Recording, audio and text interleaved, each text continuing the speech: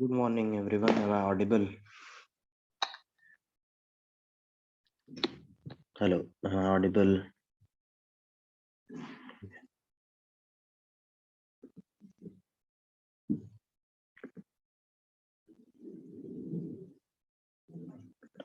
ठीक है, हमने ज्योमेट्रिकल प्रॉब्लम स्टार्ट किए थे लास्ट क्लास में. Let us continue with that.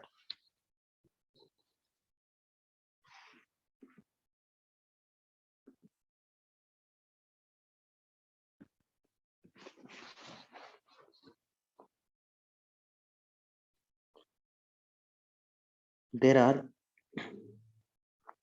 a set. There is a set of n parallel lines.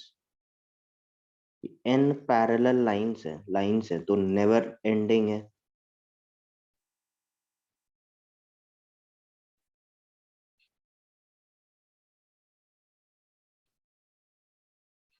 These are n parallel lines. ठीक है.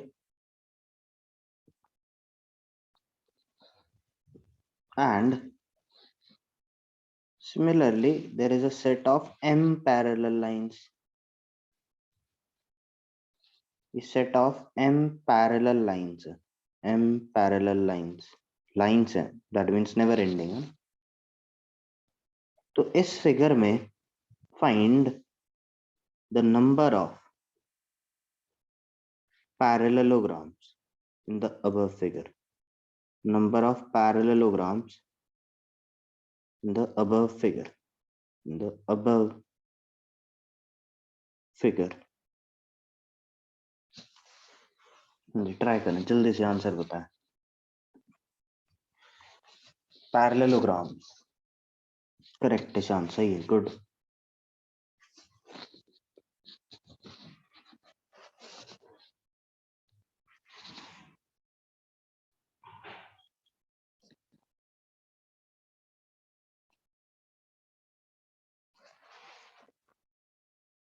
Yes प्रशस्त, correct. Good.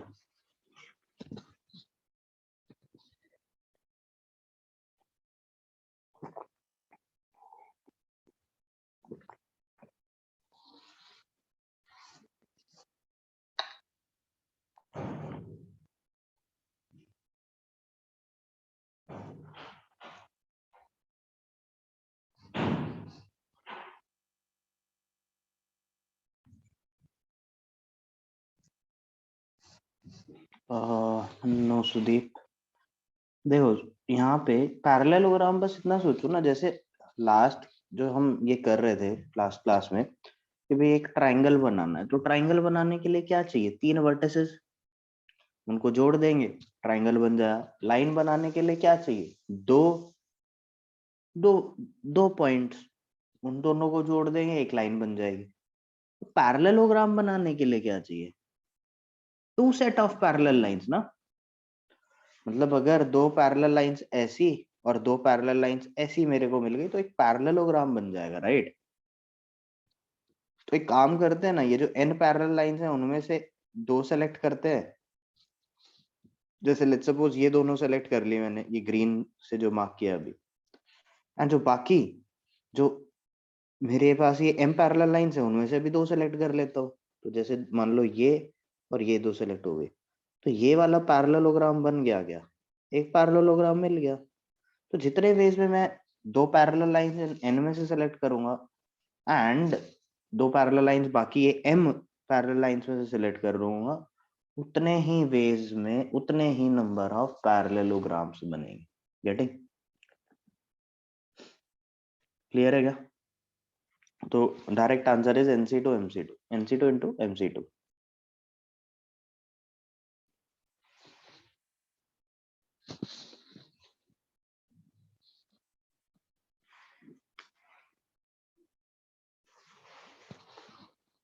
Okay, next.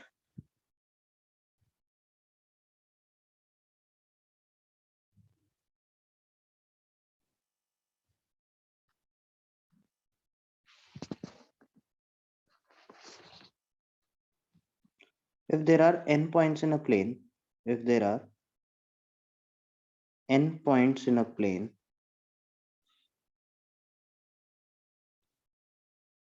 out of which p are collinear, out of which p are collinear, p points ऐसे हैं जो collinear है, collinear बोले तो एक ही लाइन में लाया करते हैं, एक ही लाइन में लाया करते हैं। Then find first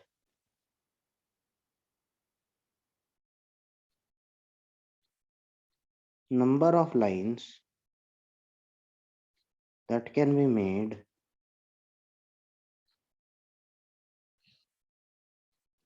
by using these points, by using these points, number of lines that can be made by using these points,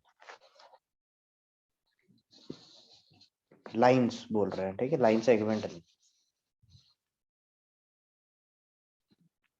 no प्रशस्त, थोड़ा सा मिस्टेक है इसमें।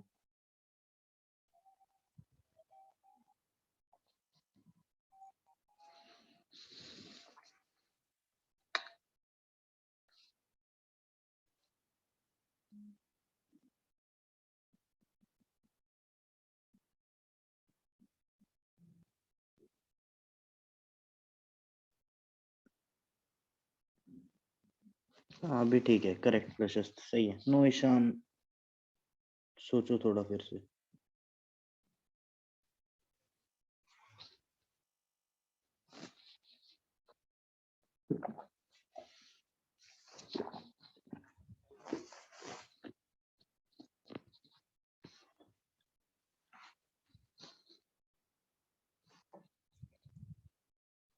No Sarvesh,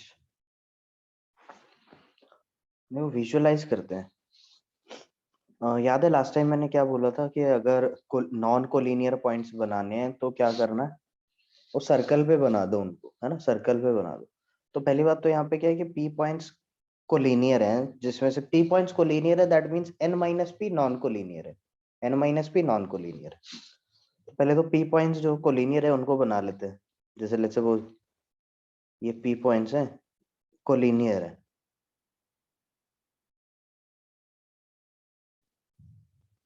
let's suppose this is point B1, B2, B3, B4 and so on till BP। ये P points हैं जो collinear है, ठीक। एंड देर आर बाकी n माइनस पी पॉइंट्स जो नॉन कोलिनियर है, तो उन्हें ऐसे सर्कल के उसमें मैं बना लूंगा, थोड़ा विजुअलाइज करना आसान हो जाएगा, right.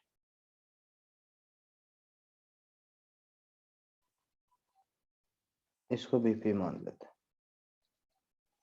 So this is A1, A2, A3, A4 and so on AN minus P, ठीक है। अब यहाँ पे अब अपने को क्या चाहिए, एक लाइन बनानी है, ठीक है, लाइन बनानी है, सो दैट एक लाइन बनानी है यूजिंग दीज पॉइंट। तो अगर मान लो ये कोलिनियर ना होते, अगर लेट्स सपोज ये कोलिनियर होते ही नहीं, ये जो पी पॉइंट्स है, तो टोटल कितने पॉइंट्स होते, एन। नॉन कोलिनियर होते सारे के सारे, उस केस में नंबर ऑफ लाइंस कितनी बनती, NC2 बनती क्या, है ना।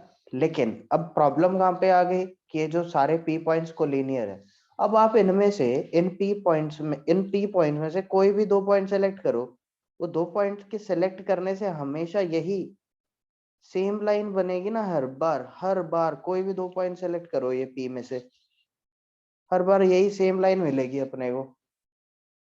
तो एक्चुअली में तो जो दो पॉइंट सेलेक्ट करने हैं ना, वो कोई भी दो करो, बट इन पी में से मत करना, क्योंकि हर बार एक ही लाइन मिलने वाली है।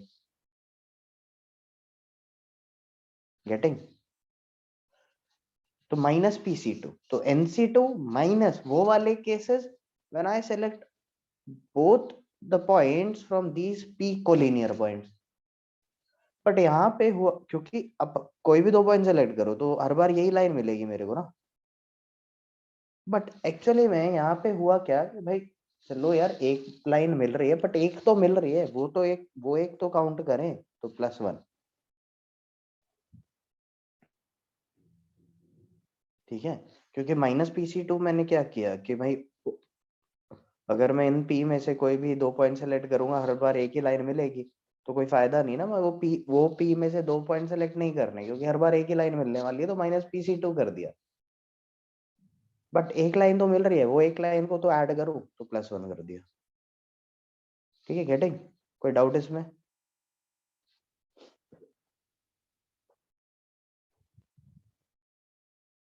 क्लियर है क्या सुदीप, सर्वेश, निशान?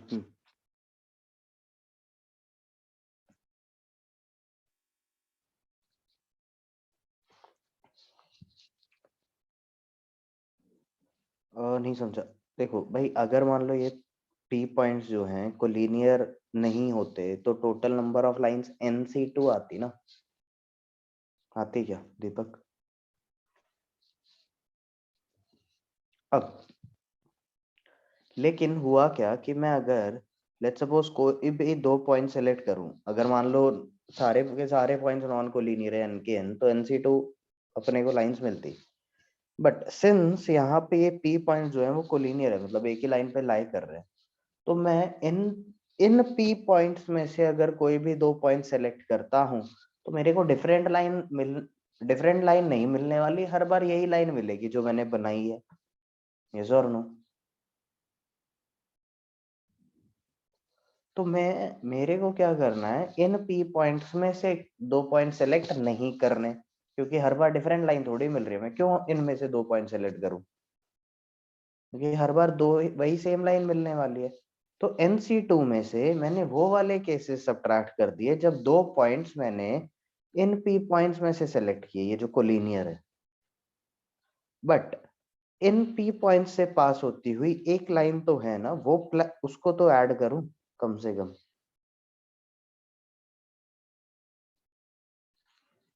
ठीक है, इसी का एक और मेथड देखो, ये तो टोटल में से सब्ट्रैक्ट करने वाला मेथड हो गया, है ना, कॉम्प्लीमेंट्री मेथड बोलते हैं इसको। कॉम्प्लीमेंट्री मेथड का मतलब है टोटल में से अनफेवरेबल सब्ट्रैक्ट कर दिया तो फेवरेबल निकल रहा है। डायरेक्ट फेवरेबल कैसे काउंट करें?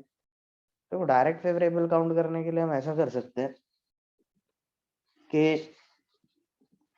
केसेस बनाते हैं कि ये जो n माइनस पी पॉइंट्स हैं, ये जो n माइनस पी पॉइंट्स हैं और ये p पॉइंट्स हैं, तो n माइनस पी पॉइंट्स और p पॉइंट्स। एक केस बनेगा,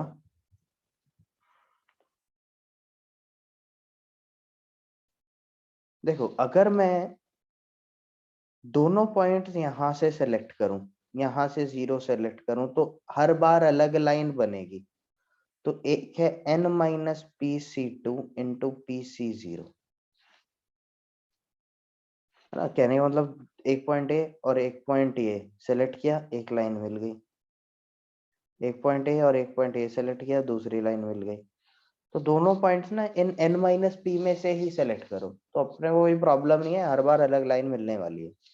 या फिर एक तरीका ये है कि एक पॉइंट यहाँ से n माइनस पी पॉइंट्स में से और एक पॉइंट यहाँ से सेलेक्ट करो, तो भी हर बार अलग लाइन मिलेगी ना, क्योंकि अगर मैं एक पॉइंट में ये सेलेक्ट करूं और एक पॉइंट ये सेलेक्ट करूं, तो ये लाइन मिली। ये सेलेक्ट किया और ये सेलेक्ट किया तो ये लाइन मिली। ये किया एंड ये किया तो ये लाइन मिली, तो हर बार अलग ही लाइन मिलने वाली है, तो ये भी वैलिड है। n minus p c one into p c one. ठीक है, एक पॉसिबिलिटी ये है कि मैं यहां से 0 और यहां से दोनों पॉइंट सेलेक्ट करूं, तो इस केस में कितनी लाइंस बनेंगी? दोनों के दोनों पॉइंट्स ये पी में से जो कोलिनियर पॉइंट्स हैं इनमें से सेलेक्ट कर लिया, तो यहाँ पे कितना आएगा? PC2 क्या? नहीं, 1। एक ही लाइन है ना यार इनको लेकर के, तो बस अब इनको सबको ऐड कर दो, फाइनल आंसर आ गया। तो n minus p c two plus n minus p c one into p c one plus 1। जब दोनों पॉइंट्स ये पी में से सेलेक्ट करोगे तो एक ही लाइन बनेगी ना, हर बार वही सेम ही लाइन है। क्लियर है क्या?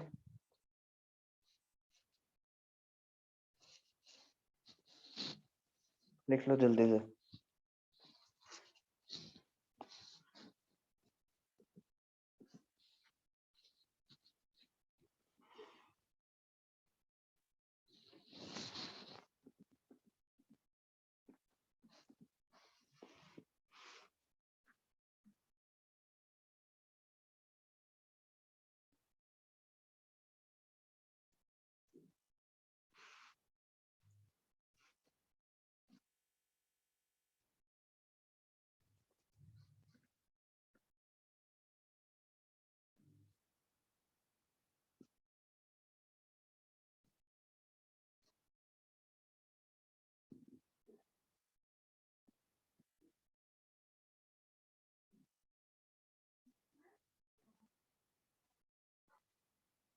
हो गया।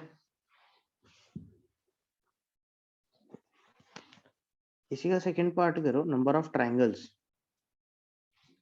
Number of triangles having vertices at these points. Number of triangles having vertices at these points.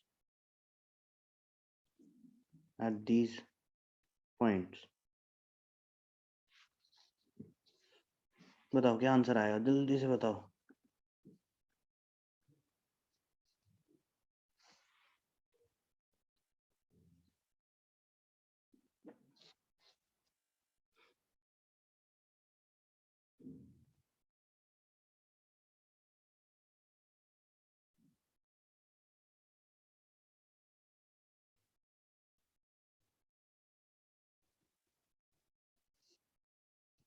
नहीं दीपक यार, फिर वही गलती।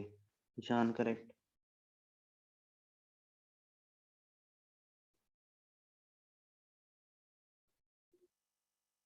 हाँ जी, बाकी लोग। अरे क्या वो, एन एन प्रशस्त एन, एम कहाँ से आ गया?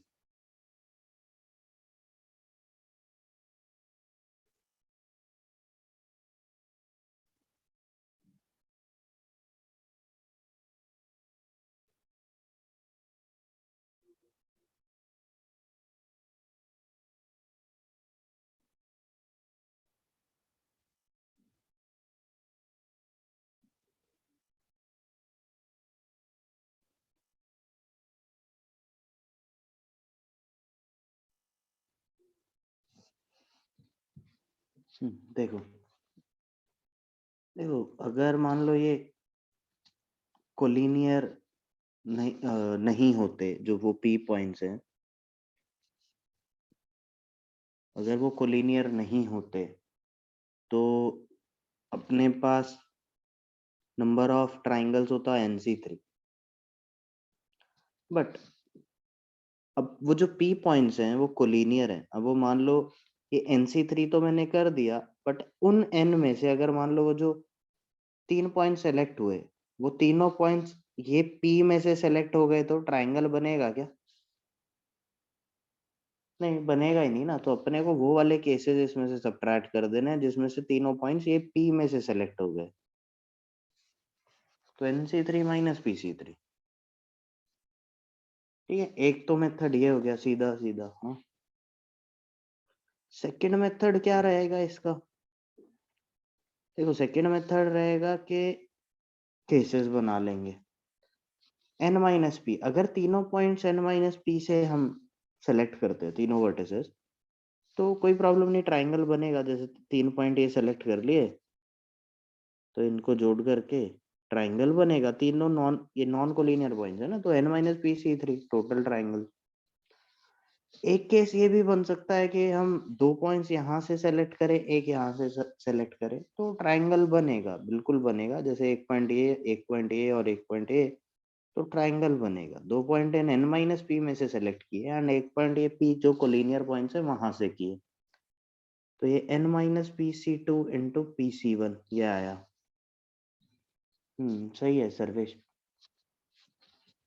और दूसरा और तीसरा, इनफैक्ट जो तीसरा केस बनता है वो है कि अगर यहाँ से एक और यहाँ से 2 पॉइंट सेलेक्ट किए तो भी ट्राइंगल बनेगा। एक पॉइंट ए और 2 पॉइंट लेट्स सपोज ये दोनों, तो भी ट्राइंगल बनेगा, है ना। तो ये कितना हो जाएगा, n minus P C1 into PC2। तो आंसर क्या आएगा इन तीनों को ऐड करके? तो n minus P C3 plus n minus P C2 into PC1 plus n minus P C1 into PC2। ठीक है, क्लियर है? देखो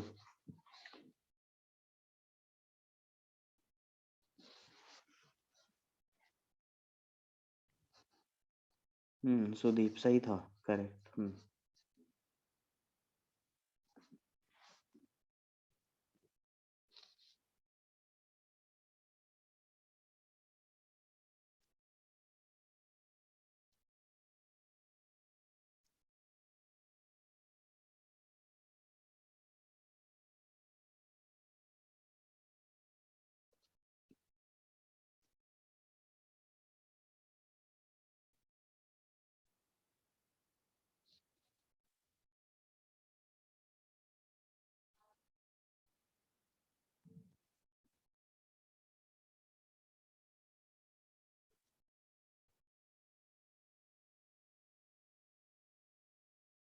Done.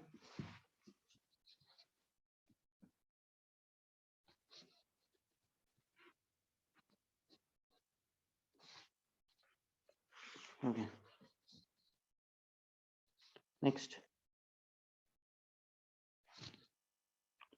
find maximum number of points of intersection. Maximum number of points of intersection which are possible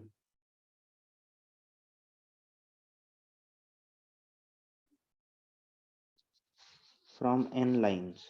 From n lines.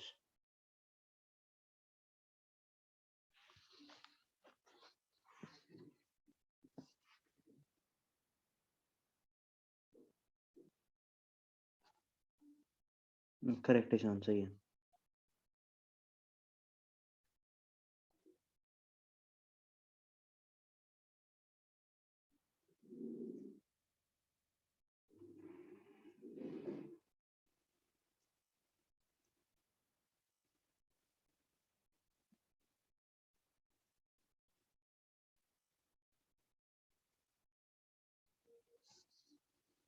Sarvesh correct. नहीं सुदीप, सोचो फिर. प्रशांत correct. प्रशस्त. नहीं भाई, ये क्यों कर दिया? n-1 c2.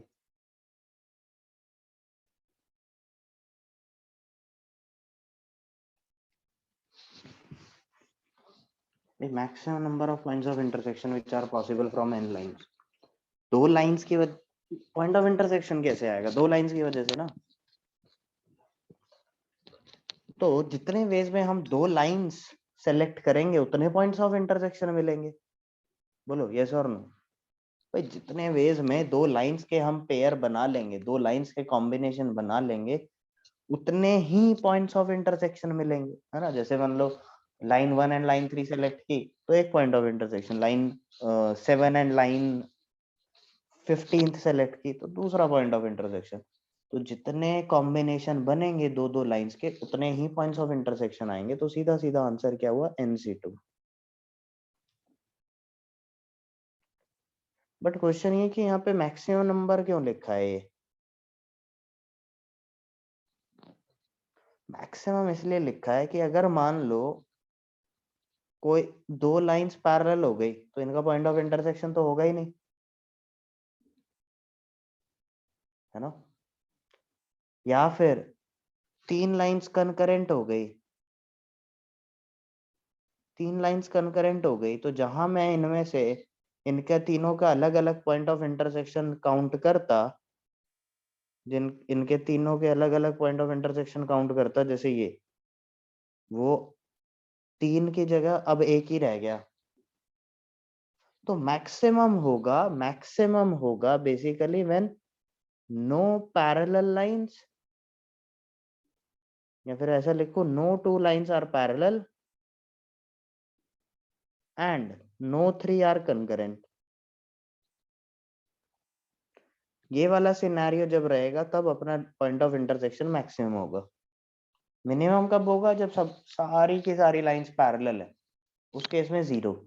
Minimum zero, right.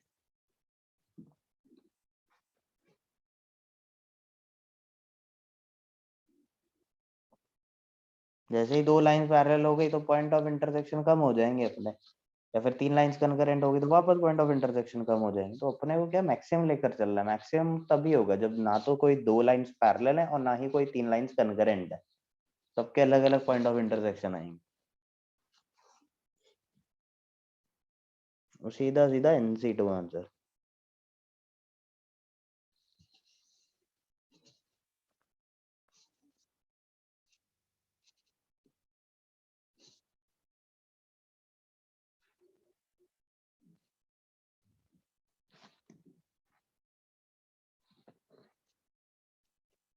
ठीक है, डन.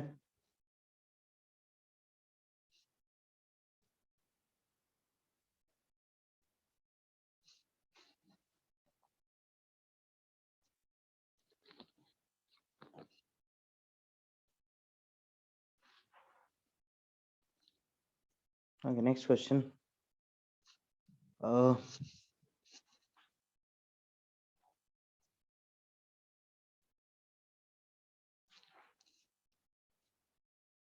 एक ये लाइन है L1, इस लाइन पर m पॉइंट्स हैं, ये लाइन पर m पॉइंट्स हैं L1 पर। एक और लाइन है L2, इस लाइन पर n पॉइंट्स हैं, रैंडम कहीं भी, इक्वली स्पेस्ड है ऐसा कुछ नहीं है, कोई भी रैंडम n पॉइंट्स हैं इस मार्क्ड है। और एक और लाइन है L3, इस लाइन पर k पॉइंट्स हैं, रैंडमली मार्क्ड k पॉइंट्स हैं। बस एक कंडीशन यहाँ पे दी हुई है, एक्चुअली इनफैक्ट दो कंडीशन दी हुई है कि L1 is parallel to L2 is parallel to L3, एक कंडीशन ये। दूसरा कंडीशन ये है कि ऐसा सिनेरियो एग्जिस्ट नहीं करेगा कि जैसे एक पॉइंट मैं यहाँ सेलेक्ट करूँ, एक यहाँ सेलेक्ट करूँ, इन दोनों को अगर जोड़ूं तो इस पर एक पॉइंट L3 पर लाई करने वाला पॉइंट लाई करे, ऐसा सिनेरियो नहीं है। ठीक है, गेटिंग माय पॉइंट? कि यहाँ पे ये दिया हुआ है कि अगर if we select any one point on L1, one point on L2 and one point on L3, they will not be concurrent, they will not be collinear, sorry, they will not be collinear, ऐसा scenario exist नहीं करता। तो ये दो condition दी हैं। Question है how many triangles having vertices at these m plus n plus k points are there.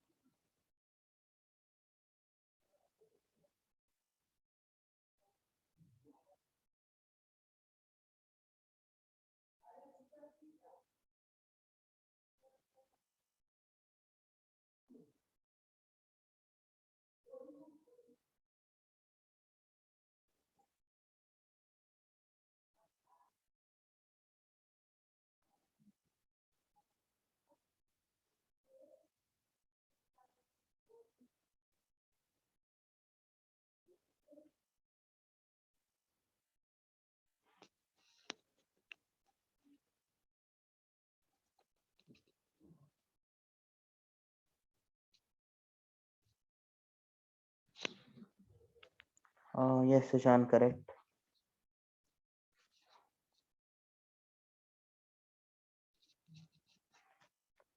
और भी नहीं, प्रशस्त थोड़ा और सोचो।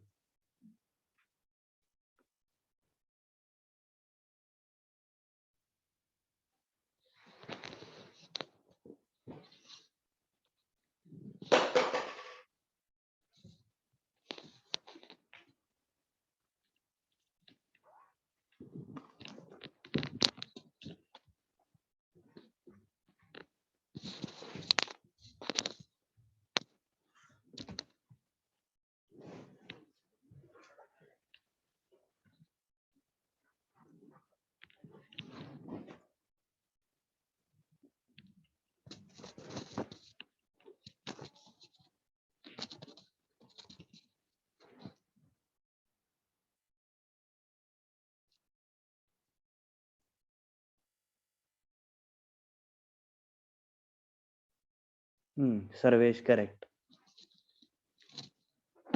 देखो, इसको करने के दो मेथड हैं। एक तो कॉम्प्लीमेंट्री मेथड, मतलब टोटल में से अनफेवरेबल हटा देते हैं, तो टोटल क्या होगा? देखो, अब अगर इन टोटल अब हम यहाँ पे सोचें कि total m plus n plus k points हैं, ट्राइंगल बनाना है, तो कोई भी तीन सेलेक्ट कर लो, ट्राइंगल बनेगा, राइट? कोई भी तीन सेलेक्ट कर लो, ट्राइंगल बनेगा। लेकिन हाँ, करेक्ट आंसर, लेकिन अगर मैंने वो तीनों पॉइंट्स ये एम लाइंस में से एम पॉइंट्स में से सिलेक्ट कर लिए जो L1 पे लाई करते हैं, तो ट्राइंगल नहीं बनेगा ना। तो -MC3 माइनस वो वाले केसेस जब तीनों के तीनों पॉइंट्स ये एम में से सिलेक्ट हो गए, माइनस वो वाले केसेस जब तीनों के तीनों पॉइंट्स ये एन में से सिलेक्ट हो गए, एंड माइनस वो वाले केसेस जब तीनों के तीनों पॉइंट एन के में से सिलेक्ट हो गए। तो आंसर आ गया। ठीक है, एक तो ये, और ऑब्वियसली ये बेटर है क्योंकि बहुत छोटा। दूसरा, टोटल में से ये तो अनफेवरेबल सेलेक्ट सब्ट्रैक्ट किया, दूसरा कि फेवरेबल काउंट कर लेते हैं। सेकंड मेथड क्या रहेगा कि जैसे अपने लाइन L1 पे m पॉइंट्स हैं, लाइन L2 पे n पॉइंट्स हैं और लाइन L3 पे k पॉइंट्स हैं, तो हम क्या करते हैं, केसेस बनाते हैं कि लाइन L1 से अगर मैंने 3 सेलेक्ट किया, 3 पॉइंट्स लिए, तो इससे 0 इससे 0, या फिर इससे 0 ये 3 ये 0 ये फिर 0 ये 0 ये 3, या इन केसेस में ट्राइंगल बनेगा क्या? नहीं, इन केसेस में ट्राइंगल बनेगा ही नहीं, तो ये तो हटा ही देते हैं। ठीक है, और क्या केसेस बनेंगे? यहाँ से 2, ये 1 ये 0, ये 2 1 0 की सारी कॉम्बिनेशन लिख लो। देखो 2 1 0 2 0 1, एक ये, एक 1 0 2, है ना? ऐसे तो ट्राइंगल बन जाएगा ना कि एक लाइन पे 2, दूसरी लाइन पे एक, जैसे ये वाला केस कि भाई ये 2 और ये एक, ये ट्राइंगल बनेगा, राइट? ठीक, और 1 0 2 और क्या लिख सकते हैं? 1 0 2 1 2 0 0 1 2 0 2 1, और कुछ? ठीक है, इसका तो ये हो गया, और 1 1 1, बस। और कोई केस तो नहीं बनेगा? नहीं, बस यही सारे। तो इस इन सब में ट्राइंगल बनेगा। ये जो केसेस आपको दिख रहे हैं इन सब में सोचो, विजुअलाइज करो, एक लाइन पे 2 पॉइंट और एक लाइन पे 1 पॉइंट, तो ट्राइंगल बनेगा जैसा अभी हमने देखा। और तीसरा जो, और ये लास्ट वाला जो है सब पे अलग अलग पॉइंट्स, मतलब एक पॉइंट्स तीनों पे, तो उसमें भी ट्राइंगल बनेगा ही। एक ये एक ये एक ये ट्राइंगल बन गया, राइट? तो बस आंसर क्या आएगा? ये देखो, MC2 इंटू NC1, ये MC2 into KC1, MC1 into KC2, ये MC1 into NC2, MC1 KC2, हाँ ठीक, MC1 NC2, then NC1 into KC2, NC2 into KC1, MC1 into NC1 into KC1, और इन सबको क्या करेंगे? Add, final answer. ठीक है, दोनों मेथड अवेलेबल है। ऑब्वियसली इसमें फर्स्ट वाला ज्यादा अच्छा, क्योंकि यहाँ पे अनफेवरेबल काउंट करने आसान है, वो कम है अनफेवरेबल वाले केसेस, फेवरेबल वाले केसेस बहुत ज्यादा है, तो काउंट करेंगे, सॉल्व करेंगे, बहुत ही खराब सा आंसर आएगा, है ना? तो फर्स्ट मेथड यहाँ पे सही है। तो इसीलिए जब भी आप प्रैक्टिस करो ना, जब भी अभी हम प्रैक्टिस कर रहे हैं, तो हर बार एक क्वेश्चन करने के बाद सोचना कि इसको और किसी मेथड से कर सकते हैं क्या। खास करके कॉम्प्लीमेंट्री मेथड, और एक मतलब फेवरेबल काउंट करने वाला मेथड, और टोटल में से अनफेवरेबल सब्ट्रैक्ट करने वाला मेथड। हर बार हर एक क्वेश्चन को इस दोनों मेथड से सोचना और करना उसको सॉल्व, अगर आपको लगता है कि हो सकता है। हर बार सॉल्व नहीं होगा, और काफी बार ऐसा होगा कि एक मेथड बहुत ज्यादा बड़ा होगा, तो आप जैसे जैसे प्रैक्टिस करोगे तो आपको एक आइडिया लगने लगेगा कि हाँ किस मेथड से करना चाहिए। तो एग्जाम में अपने आप आपको क्या होगा, एक टाइम के बाद छोटा मेथड सोचते ही क्लिक कर जाएगा कि हाँ ये छोटा है तो इसी से करना है, तो एग्जाम में टाइम बचेगा। बट ये तभी होगा जब आप प्रैक्टिस के टाइम दोनों मेथड से सोचोगे।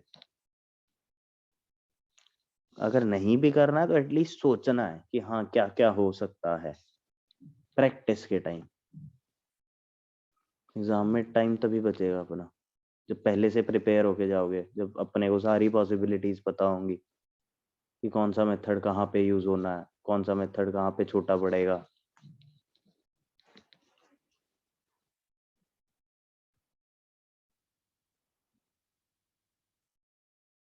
ठीक है, हो गया।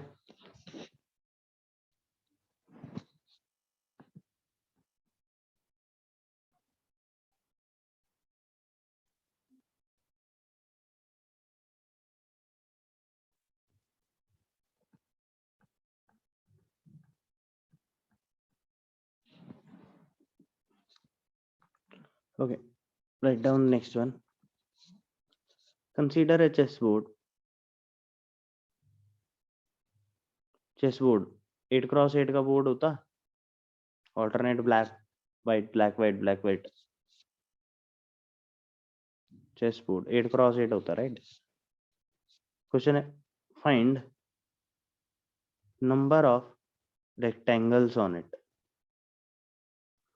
कितने रेक्टेंगल्स होंगे उस पे? 8x8 के चेसबोर्ड में कितने रेक्टेंगल्स होंगे, बोलो।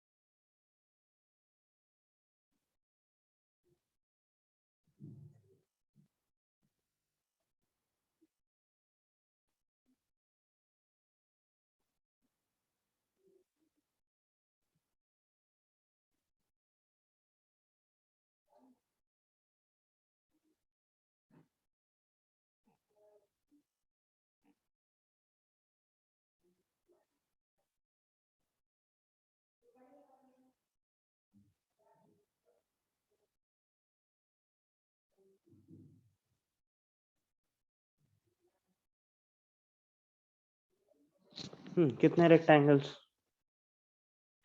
नहीं, प्रशस्त, नो, ईशान। हाँ, ईशान जन करेक्ट, अभी सही है। 3x2 का एक रेक्टेंगल होगा ना, 3x2। रेक्टेंगल कितने में भाई? स्क्वायर भी रेक्टेंगल ही होता। ये Sarvesh correct, Sudeep correct.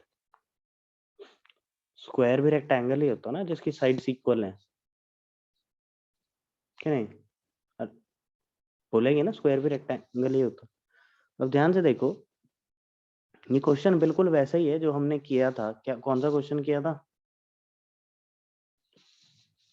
m parallel lines, n parallel lines, कितने पैरेललोग्राम mc2 इंटू nc2। अब अगर उसी में ये जो m पैरेलल लाइंस और n पैरेलल लाइंस हैं वो परपेंडिकुलर हो जाए, मतलब ये पैरेलल लाइंस और ये पैरेलल लाइंस ये परपेंडिकुलर हो जाए, तो पैरेललोग्राम की जगह अब रेक्टेंगल बनने चालू हो जाएंगे। वैसा ही सिनेरियो यहाँ है। अगर आप इसको देखो, यहाँ पे 8x8 है, लेकिन नंबर ऑफ लाइंस कितनी है? 1 2 3 4 5 6 7 8 9 लाइंस हैं ऐसे, और 9 ही लाइंस हैं ऐसे। तो 9 पैरेलल लाइंस, 9 पैरेलल लाइंस, कितने नंबर ऑफ पैरेललोग्राम्स? इस केस में पैरेललोग्राम्स क्या रेक्टेंगल बनेंगे, क्योंकि 90 डिग्री पे है ना ये दोनों, वर्टिकल है और हॉरिजॉन्टल है ना, हॉरिजॉन्टल और वर्टिकल लाइंस है। तो number of rectangles simply 9c2 into 9c2 आएगा क्या भाई? 1x1 का भी होगा यहाँ पे रेक्टेंगल, 2x3 का भी होगा, 4x5 का भी होगा, 5x4 का भी होगा, बहुत सारे रेक्टेंगल्स होंगे।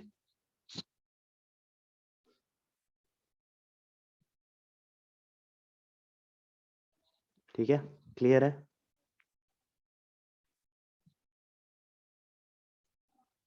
श्रुति, क्लियर है क्या अभी?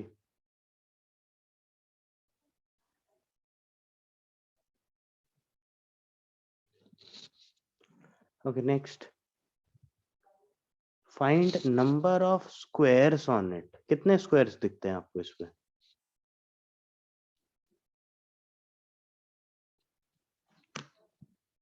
इस square rectangle, yes obviously square rectangle है जिसकी साइड्स इक्वल है। 64 स्क्वायर्स, वो तो 1x1 वाले हैं स्क्वायर्स, 2x2 वाला भी तो होगा, 3x3 वाला स्क्वायर भी दिख रहा है मेरे को तो इसमें, 8x8 का स्क्वायर भी दिख रहा है। सबसे बड़ा 8x8 का स्क्वायर है, सबसे छोटा 1x1 का। उसके बीच में सारे एग्जिस्ट करेंगे, 1x1, 2x2, 3x3, 4x4। 64 तो सिर्फ 1x1 वाली ही है।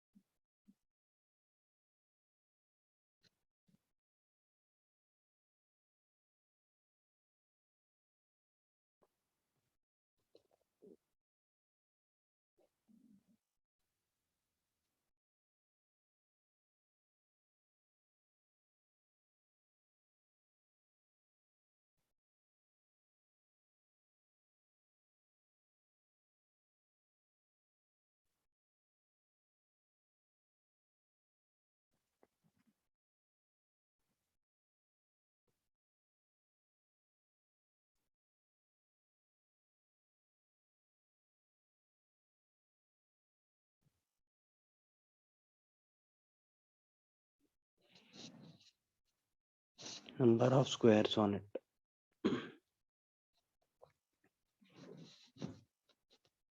हाँ जी, 1x1 के स्क्वायर्स बताओ, चलो कितने होंगे? 1x1 के स्क्वायर्स कितने होंगे? 64। बेसिकली 8 स्क्वायर ना, 8 स्क्वायर। 2x2 के स्क्वायर्स कितने होंगे सोचो। यहाँ पे देखो, बना के देखते हैं 2x2 वाले। देखो 2x2 का सबसे पहले मैं यहाँ से स्टार्ट कर रहा हूँ। 2x2 का एक स्क्वायर मेरे को ये मिला, राइट। 2x2 का एक स्क्वायर ऐसे मिला। दूसरा स्क्वायर 2x2 का ये वाला मिलेगा, दिख रहा। तीसरा स्क्वायर 2x2 का मेरे को ये वाला मिलेगा। देन फोर्थ स्क्वायर 2x2 का मेरे को ये वाला मिलेगा। देन फिफ्थ स्क्वायर 2x2 का ये वाला मिलेगा। देन सिक्स्थ स्क्वायर ये मिलेगा। एंड देन सेवेंथ स्क्वायर ये मिलेगा, ठीक है। तो हॉरिजॉन्टली मूव करते हुए मेरे को 7 स्क्वायर ऐसे मिल गए, है ना। और आगे तो मैं जा नहीं पाऊंगा। क्या वर्टिकली भी 7 ऐसे ही मिलेंगे? वर्टिकली भी ऐसे ही 7 ही मिलेंगे ना। तो 7 into 7 भाई, गेटिंग।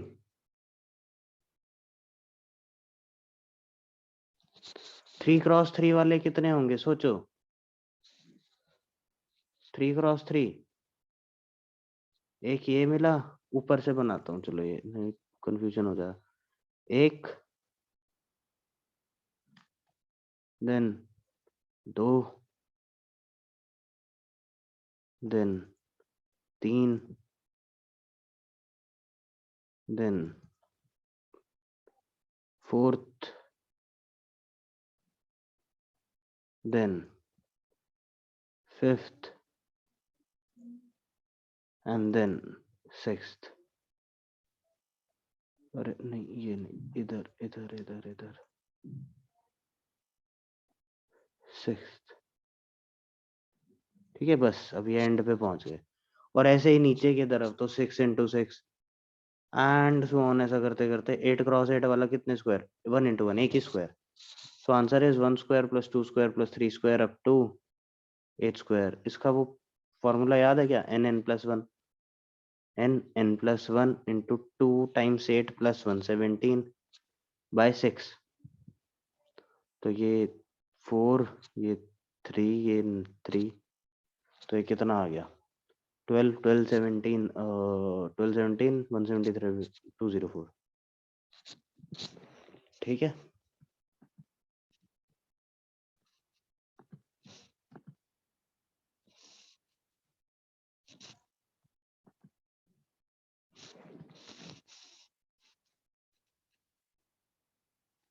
अब अगर इसी में पूछता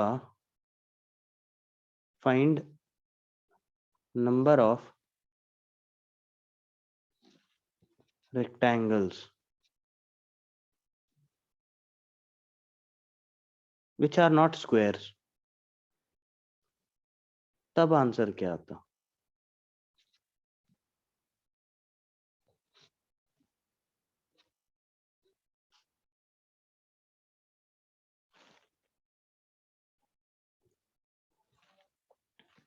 बिल्कुल सही है। 9c2 इंटू 9c2, ये टोटल रेक्टेंगल्स माइनस इसमें से स्क्वायर्स वाला सब्ट्रैक्ट कर दो। 9c2 इंटू 9c2 माइनस 204, ठीक है, सिंपल है।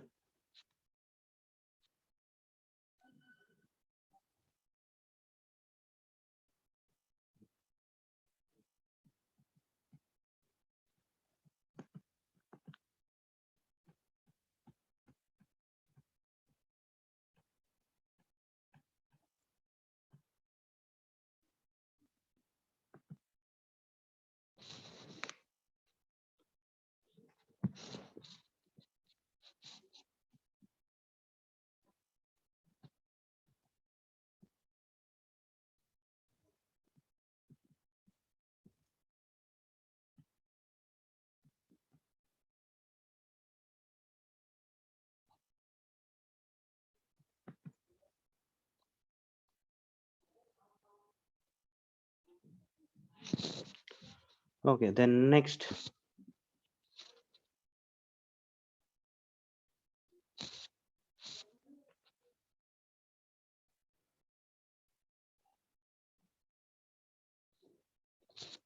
There are 3 circles and 4 straight lines in a plane. 4 straight lines in a plane. Find the maximum number of points of intersection. And the maximum number of points of intersection. कितने होंगे बोलो?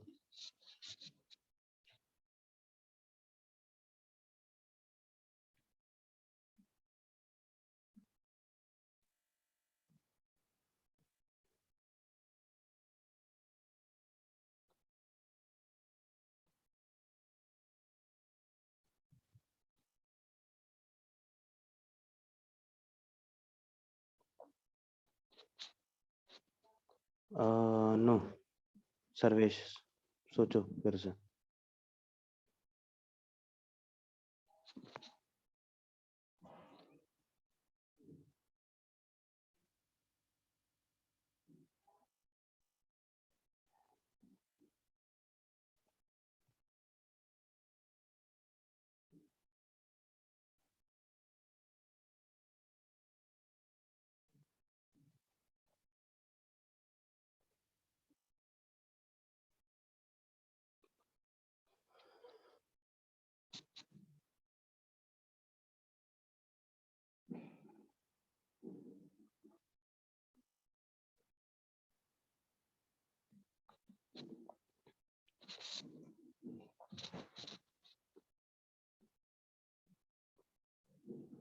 नहीं प्रशस्त यार, थोड़े से आप यहाँ पे गलती नहीं, ठीक है, करेक्ट है, प्रशस्त सही है।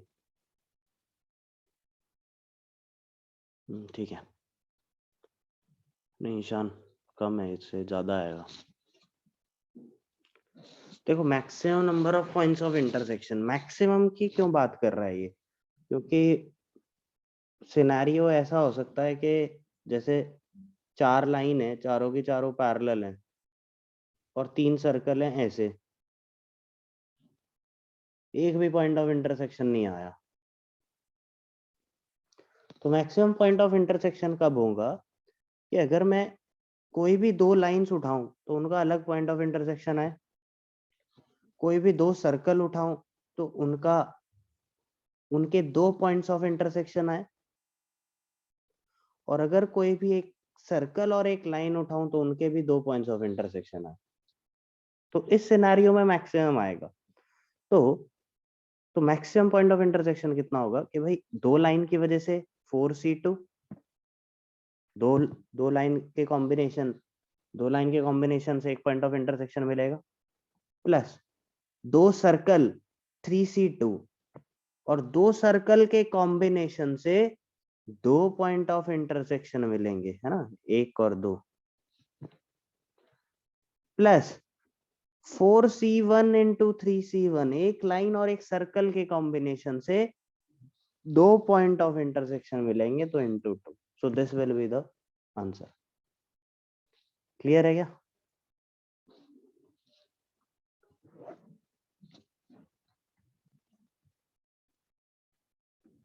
हाँ जी बोलो, समझ आया? कोई डाउट इसमें?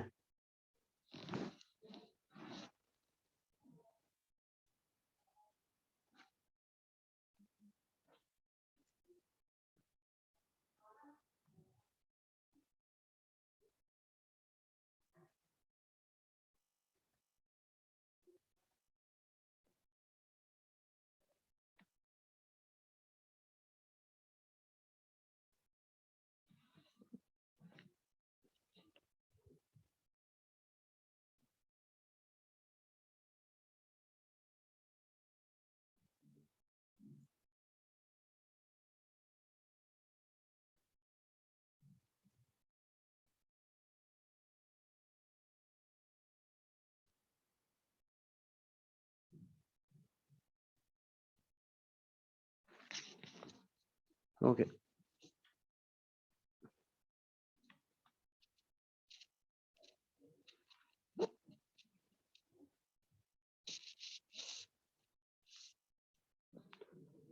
ठीक है ना, क्लियर है? कोई डाउट तो नहीं इसमें?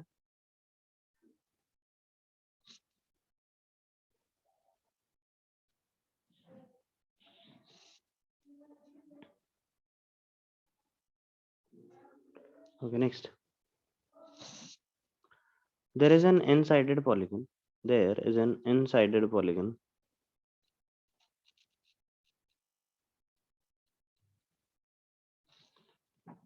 triangles are made by joining, triangles are made by joining three of the vertices of the polygon, three of the vertices of the polygon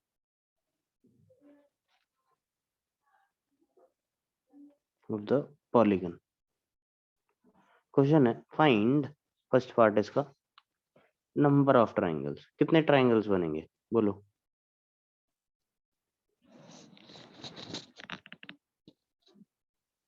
Sarvesh correct, Sudeep correct.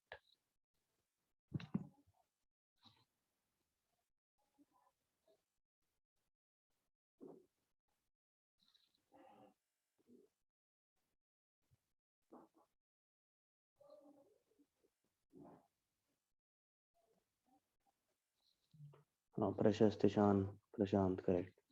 तो सीधा सीधा NC3 ना, NC3 राइट, NC3 राइट। अब इसमें जैसे एक polygon है, N sided polygon है, तो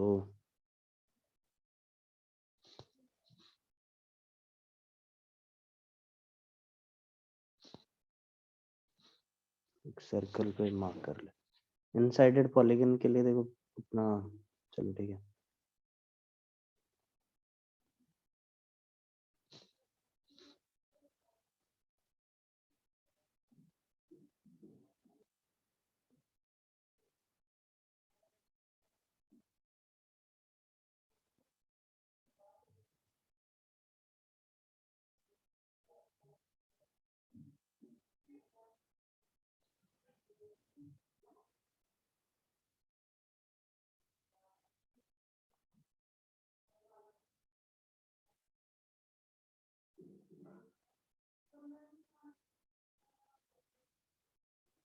ठीक है, एन साइडेड पॉलीगन है, जैसे इसमें ये vertices 1 2 3 4 and so on till n। तो अपने को नंबर ऑफ ट्राइंगल्स बनाने जो कि that will be found using vertices of the polygon. तो टोटल NC3, बस आंसर NC3 आ गया। ठीक है, सिंपल है। अब क्वेश्चन में अगर थोड़ा सा मॉडिफिकेशन करें कि नंबर ऑफ ट्राइंगल्स ही निकाल लें, नंबर ऑफ ट्राइंगल्स ही निकाल लें that have number of triangles that have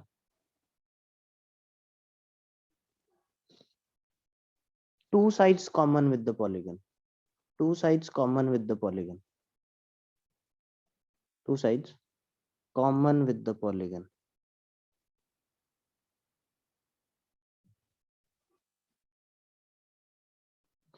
That have two sides common with the polygon.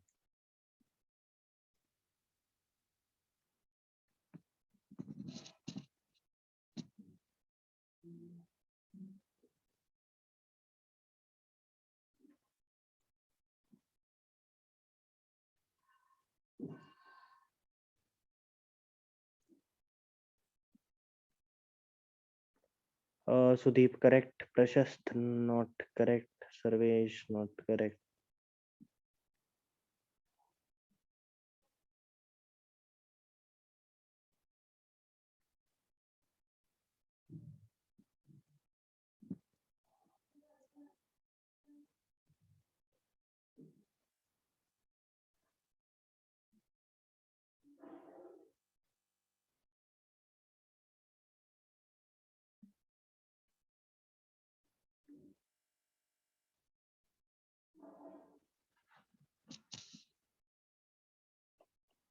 हाँ सर्वेश करेक्ट, अभी सही है।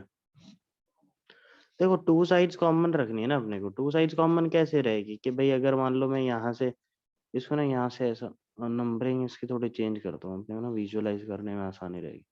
लेट्स सपोज ये this is 1, this is 2, this is 3, this is 4, 5 and so on till this is nth। तो two sides common रखनी है। एक second में इसको कॉपी कर लूँ पहले।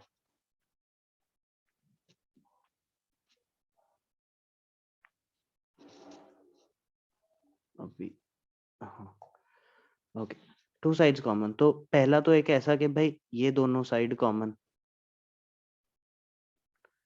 फिर सिनेरियो बनेगा। अच्छा एक चीज और कि जो दो साइड्स कॉमन है वो दोनों कंसेक्यूटिव ही रहेंगी, है ना। क्योंकि अगर मान लो एक साइड ये है और एक साइड लेट्स सपोज ये है, तो एक ट्राइंगल तो फिर तो बनने से रहा, ट्राइंगल बनेगा ही नहीं ना। तो जो दो साइड्स अगर कॉमन है तो दोनों साइड्स कंसेक्यूटिव होंगी फॉर श्योर। एक ये, दूसरा पॉसिबिलिटी ये वाली, देन थर्ड पॉसिबिलिटी ये ऐसा, ठीक है। और ऐसे करते करते लास्ट पॉसिबिलिटी क्या आएगी, दिस वन। गेटिंग। तो टोटल कितने ट्राइंगल्स हुए देखो, वन, फिर ये जब टू से स्टार्ट हुआ फोर तक ऐसा सेकेंड ट्राइंगल, थर्ड से स्टार्ट हुआ फिर ये nth से स्टार्ट हुआ, तो n triangles will be there. Clear है क्या? देखो ध्यान से, कोई डाउट इसमें? बेसिकली यहाँ पे हमें यही काउंट करना है कि कितने कंसेक्यूटिव पेयर्स बन रहे हैं साइड्स के, तो n पेयर्स बनेंगे। यस और नो?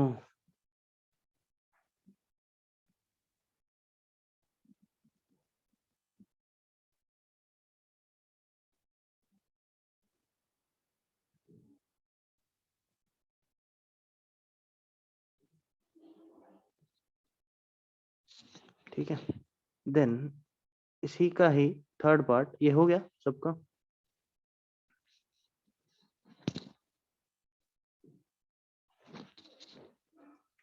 इसी का ही third part, number of triangles having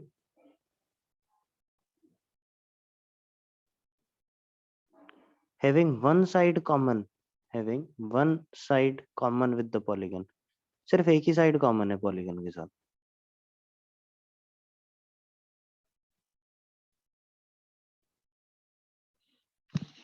2n नहीं,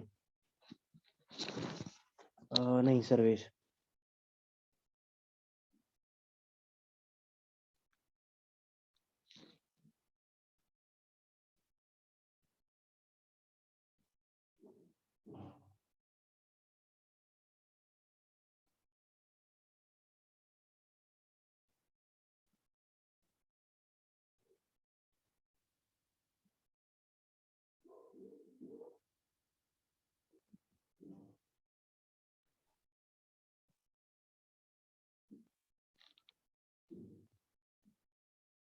हाँ हाँ सर्वेशु सही नहीं है। नहीं Prashast not correct, Ishaan Jain not correct.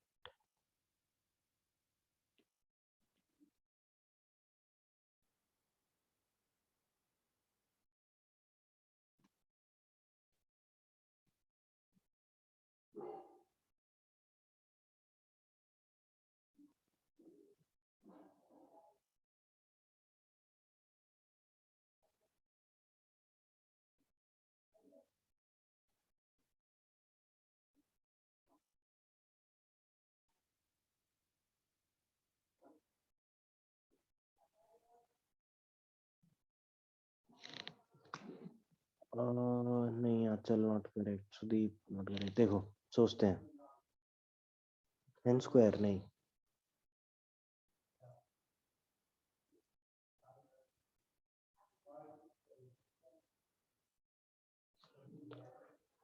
एक साइड कॉमन चाहिए अपने को, कि जैसे एक एग्जांपल अगर मैं बताऊं तो ऐसा कुछ कि एक तो ये साइड कॉमन है, और जो तीसरा और ये साइड कॉमन है, और बाकी दो साइड्स कॉमन नहीं है, तो ऐसा कुछ ट्राइंगल ना। या फिर और एग्जांपल देखें तो ये और ये इधर, ऐसा कुछ, राइट। तो देखो मैं कैसे करूँगा यहाँ पे, just you are very close but not correct. तो एक काम करते हैं, मैं क्या कर रहा हूँ यहाँ पे, ध्यान से देखना, जैसे मैंने ट्राइंगल बनाया ना जिस अकॉर्डिंग, वही एल्गोरिदम फॉलो करूंगा। मैंने क्या किया, हैविंग वन साइड कॉमन ना, तो मैंने कोई एक साइड सेलेक्ट करी। सोचो ध्यान से सोचो, मैंने क्या किया था, मैंने एक ऐसे साइड सेलेक्ट की और फिर कोई एक वर्टेक्स, दूर का वर्टेक्स सेलेक्ट करके ऐसे जोड़ दिया। तो मैं क्या करता हूँ, वही वही एल्गोरिदम फॉलो करते हुए, टोटल एन साइड्स हैं, वो एन साइड्स में से एक साइड सेलेक्ट करता हूँ जो कॉमन होगी विद ट्राइंगल। एक साइड सेलेक्ट कर ली which is common with the triangle.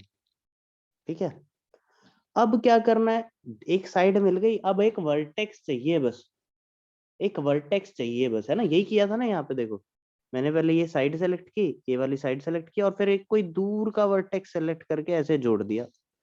तो एक वर्टेक्स बस सेलेक्ट करना है। अब ये वर्टेक्स के सिलेक्शन के लिए तो यहाँ पे लिख भी लेना कि this is select one side which is common.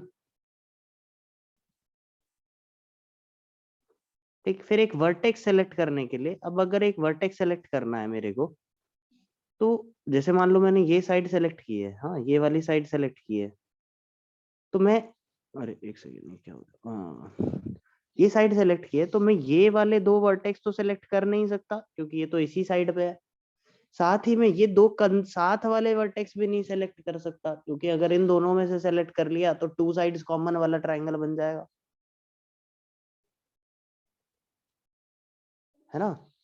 तो बचे कितने, ये चार को छोड़ दो, बाकी कोई भी वर्टेक्स सेलेक्ट कर लो, तो n-4c1, ये क्या है, सेलेक्ट वन वर्टेक्स।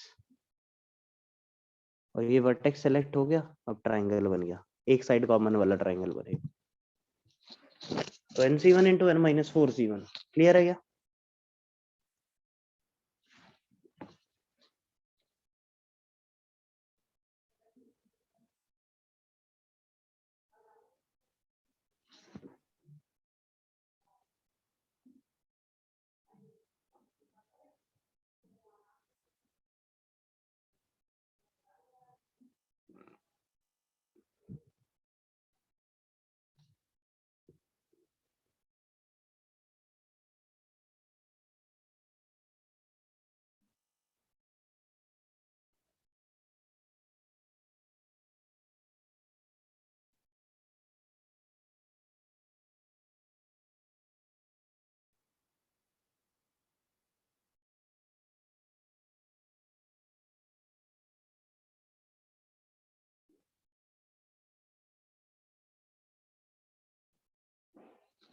ठीक है, अब इसी का ही नेक्स्ट पार्ट अगर आप देखें, तो that will be number of triangles having, number of triangles having no side common with the polygon, no side common with polygon.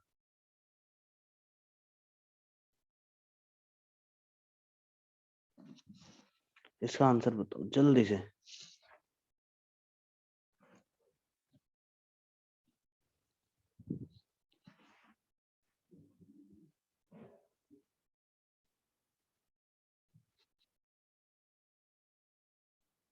Sudeep correct.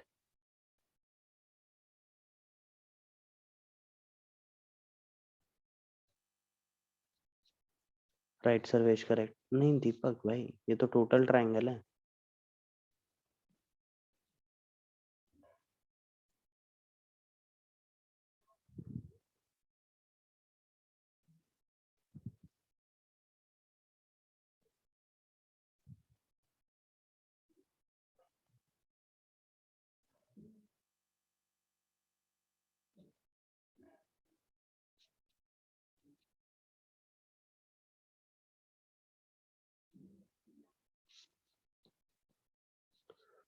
प्रशस्त करेक्ट।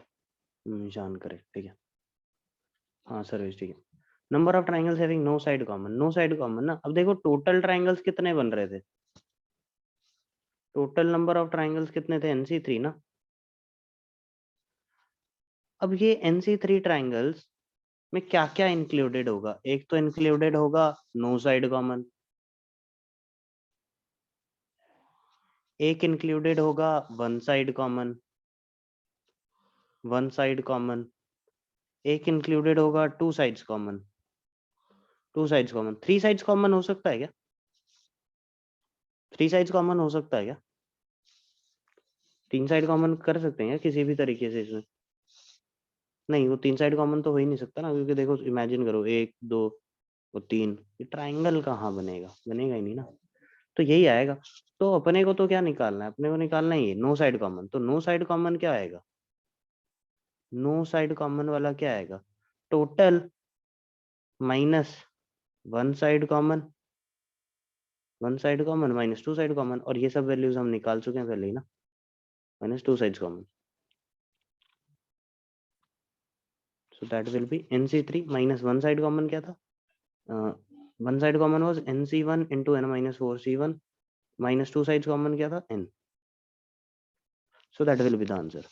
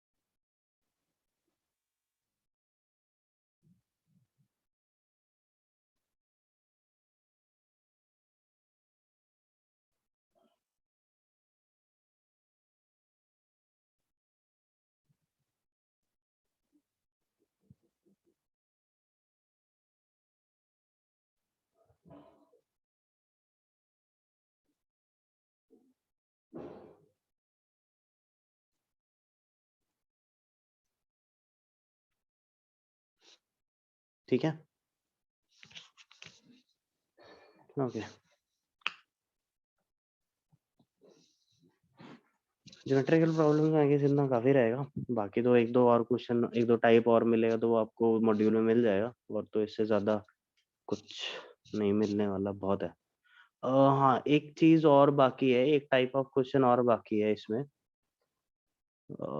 या फिर टाइप भी मैं क्या बोलूं, ये जो जो हमने फोर्थ पार्ट किया है ना इसका, number of triangles having no side common, इसका एक और मेथड है, but that we will be doing after integral solution वाला कंसेप्ट करेंगे, इस चैप्टर के एंड में आएगा। उसके बाद मैं इसका सेकंड मेथड बताता हूँ, वो काफी इंपॉर्टेंट है, बट अभी नहीं, वो समझ नहीं आएगा, इंटीग्रल सॉल्यूशन का कंसेप्ट यूज होगा। बाकी तो ज्योमेट्रिकल में इतना ऑलमोस्ट सब कुछ कवर हो गया है। Then let us move to divisibility problems, divisibility problems. तो डिविजिबिलिटी रूल्स पता है ना सबको, टू का क्या होता, टू का क्या होता, एक second, Prashant is asking sir NC1, इसमें NC1 into N-3C1 into N-5C1 भी चलेगा ना? मुझे समझ आ रहा है आपने क्या किया है, बट ये गलत है। क्या किया है इसमें एक बार सब लोग सुन ले, क्योंकि ये जानना जरूरी है कि गलत क्यों है। NC1 उसने क्या किया कि एक पॉइंट सेलेक्ट कर लिया, NC1 वेज में एक पॉइंट सेलेक्ट कर लिया, एक वर्टेक्स सेलेक्ट कर लिया, लेट्स सपोज ये वाला। फिर N-3C1 में क्या किया कि भाई ये इसके साथ वाले दोनों सेलेक्ट मत करो, लेट्स सपोज ये दोनों हो गए, हाँ ये दोनों हो गए, ठीक, एक अपने को ये मिल गया। अब जो थर्ड वर्टेक्स सेलेक्ट कर रहा है ना, थर्ड वर्टेक्स कैसे सेलेक्ट किया कि ये दोनों सेलेक्ट हो गए। अब थर्ड वर्टेक्स जो सेलेक्ट हुआ N-5, मतलब ये नहीं किया, ये नहीं किया, ये नहीं किया। अब ना तो ये ना ये ना ये, तो उस हिसाब से तो N-6 होना चाहिए ना। बट अगर यहाँ पे ये वाला वर्टेक्स इधर आ गया, अगर आपने ये वाला सेलेक्ट किया होता तो उस केस में N-5 होता। तो केसेस बहुत सारे बन जाएंगे, प्लस एक सर्कुलर परमुटेशन का कंसेप्ट यूज होगा, जिसकी वजह से इसमें एक चीज से डिवाइड भी करना पड़ेगा, तो इसलिए ये रॉन्ग है। यही मेथड को मैं बताऊंगा when we will be doing multiple ये इंटीग्रल सॉल्यूशन। इसको थोड़ा सा मॉडिफिकेशन करना होगा, तब ये मेथड सही हो जाएगा। ठीक है, तो अभी ये मत करना, will be doing at the end. यही मेथड की मैं बात कर रहा था कि मैं बताऊंगा, बट अभी ये थोड़ा सा और इसके लिए अपने को नॉलेज चाहिए, then we will be able to do this. Okay, हाँ, डिविजिबिलिटी बाय 2 के लिए क्या चाहिए भाई? लास्ट डिजिट इवन ना, last digit even, last digit even. 3 के लिए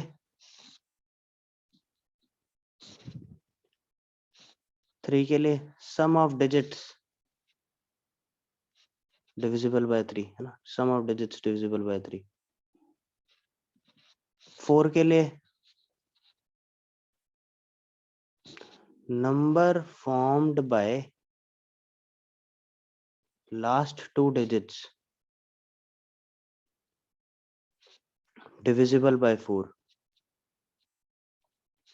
मतलब कहने का कि कोई भी रैंडम नंबर 9873 दुनिया जहान के नंबर यहाँ पे लिख दिए, बस लास्ट में अगर ये 64, ये 4 से डिविजिबल है तो नंबर डिविजिबल बाय 4 है। ठीक है, यही है। 5 के लिए ये तो सिंपल, लास्ट डिजिट या तो 0 या 5। 6 के लिए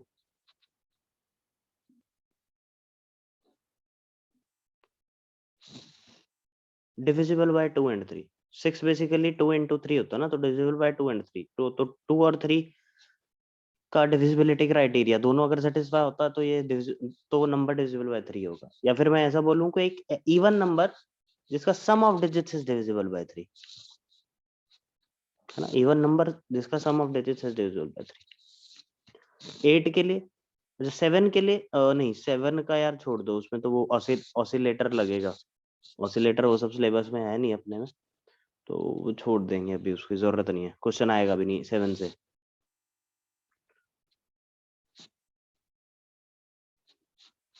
8 8 के लिए 8 की डिविजिबिलिटी एकदम वैसी होती है जैसे 4 की होती है। देखो, देखो ध्यान से देखना, हाँ। 2 के लिए क्या देखा हमने, 2 की पावर 1, 2 क्या है, 2 की पावर 1, तो लास्ट डिजिट मतलब 1। 4 क्या है, 2 स्क्वायर, तो ये जो पावर है लास्ट 2 डिजिट्स।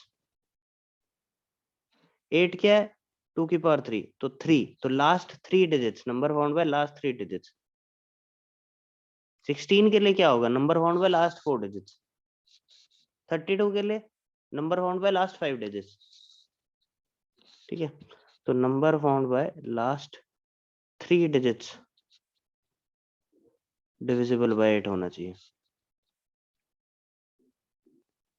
डिविजिबल बाय 8 होना चाहिए। ठीक है, 9 जैसा 3 का वैसा ही 9 का, और वैसा ही 27 का, और वैसा ही 81 का। मतलब 3 के कोई भी पावर रखो, तो जैसे 3 का क्या है, सम ऑफ डिजिट्स डिविजिबल बाय 3, 9 का होगा सम ऑफ डिजिट्स डिविजिबल बाय 9। 27 का क्या होगा, सम ऑफ डिजिट्स डिविजिबल बाय 27। 81 का सम ऑफ डिजिट्स डिविजिबल बाय 81। ठीक है, तो सम ऑफ डिजिट्स,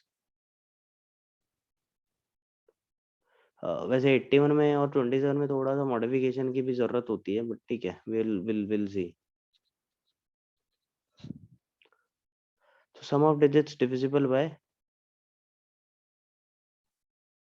9।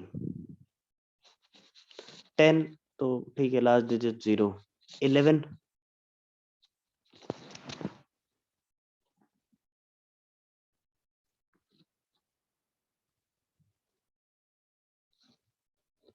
11 के लिए इसका है कि ऐड और add slash subtract the digits alternatively, the digits alternatively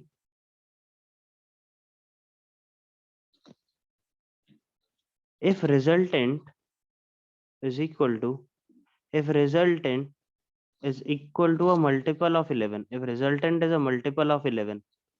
अच्छा, जीरो को भी मल्टीपल ऑफ 11 बोलते हैं, है ना? जीरो मल्टीपल ऑफ 11 है कि नहीं है? -11 भी मल्टीपल ऑफ 11 में ही काउंट होगा, -22, -33, 22, 33 सब मल्टीपल ऑफ 11 में काउंट होगा। If resultant is equal to a multiple of 11, then the number is divisible by 11, then the number is divisible by 11। क्या मतलब है इसका? जैसे मान लो, let's suppose we have a number 17237।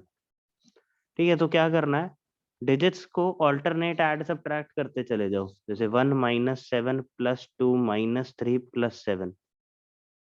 समझ आया क्या किया? 1 -7 +2 -3 +7, ऑल्टरनेट प्लस माइनस कर दिया। तो इसकी वैल्यू देखो क्या आ रही है, 0 आ रही है। तो ये इसको मैं बोल दूंगा ना मल्टीपल ऑफ 11 है। ठीक है, this is a multiple of 11, so I can say that this is divisible bye 11। अब अगर ये 11 आता तो भी मैं बोलता डिविजिबल बाय 11, ये 22 आता तो भी मैं बोलता डिविजिबल बाय 11, अगर ये -11 आता तो भी मैं बोलता डिविजिबल बाय 11। ठीक है, तो ये ऑल्टरनेट प्लस माइनस ऐसे लगा दो डिजिट्स के बीच में। अब जो भी रिजल्ट आएगा वो 11 का मल्टीपल आया तो मैं बोल दूंगा number divisible by 11।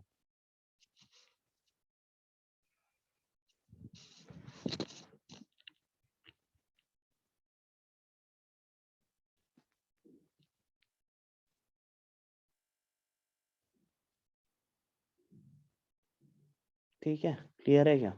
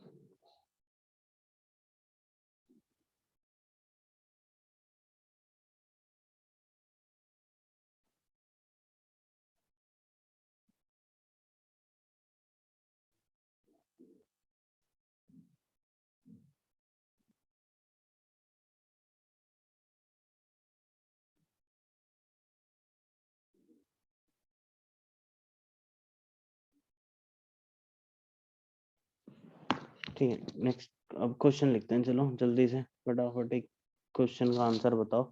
Find the number of 5 digit numbers, find the number of 5 digit numbers divisible by 3, divisible by 3 formed by using 0 1 2 3 4 5 if repetition is not allowed, if repetition is not allowed।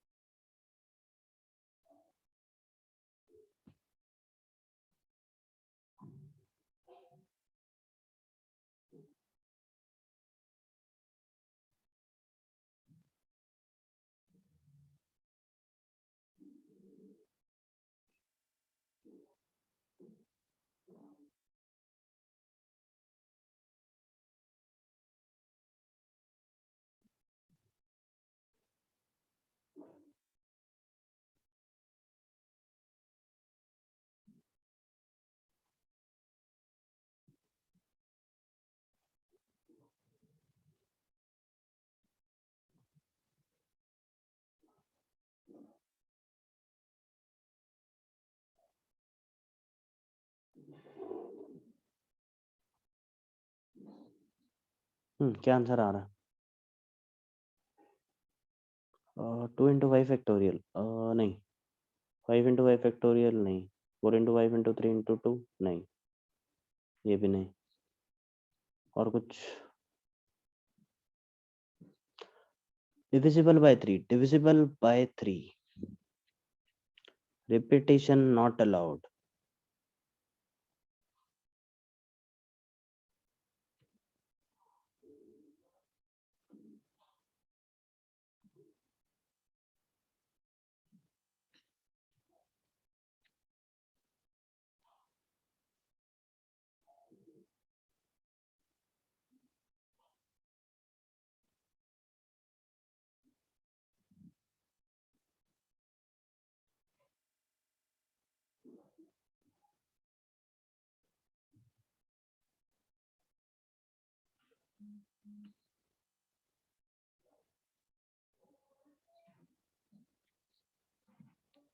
To 216, हाँ ये सही है answer, Ishan correct. प्रशस्त correct, सही है, good. Cases बनेंगे यहाँ पे 2 ना।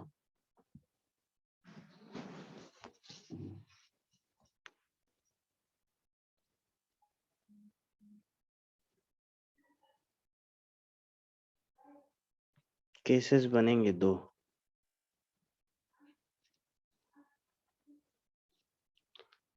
नहीं, हर्ष नहीं, सही नहीं है।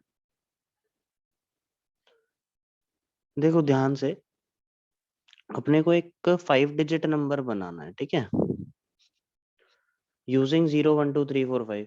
अब ये कितने हैं टोटल? ये 6 है ना, अपने पास 6 डिजिट्स अवेलेबल है। तो इनमें से अपने को 5 डिजिट सेलेक्ट करने हैं सच दैट उनका सम क्या हो, डिविजिबल बाय 3 हो। ये 6 है ना अपने पास, 0 1 2 3 4 5।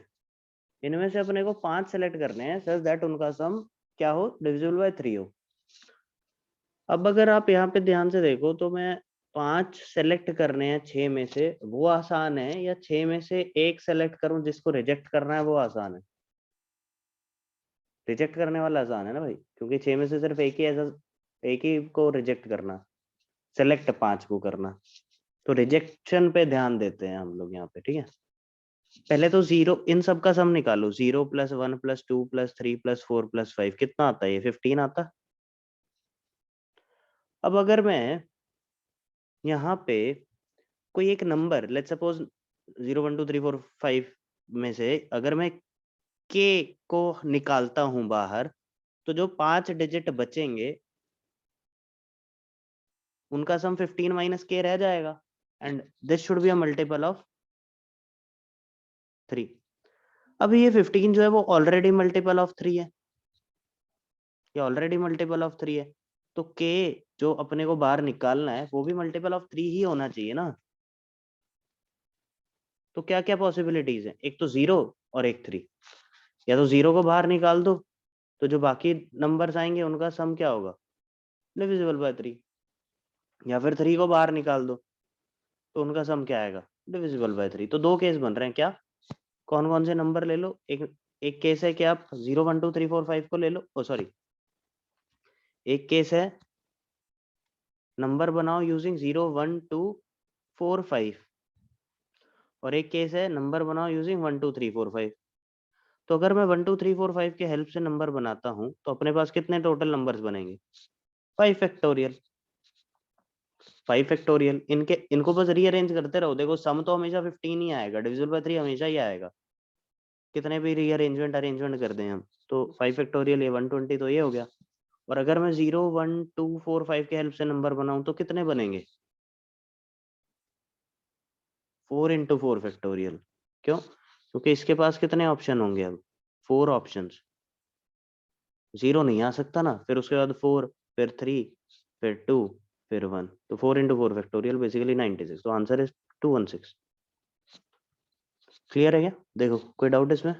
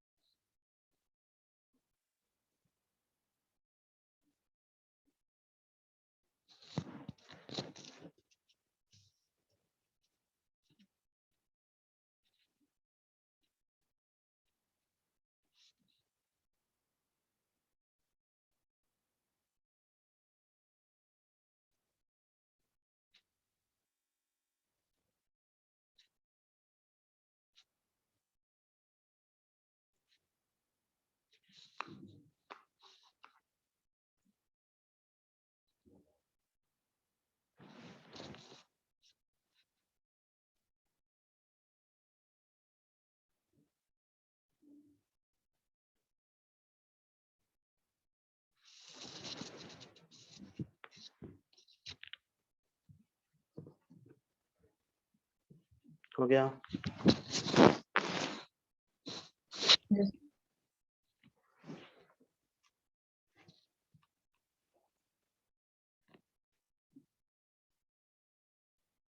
नेक्स्ट क्वेश्चन, अपने पास डिजिट्स अवेलेबल हैं वही सेम 0 1 2 3 4 5। ये डिजिट्स अपने पास अवेलेबल हैं, इनके हेल्प से नंबर बनाना है। तो इसका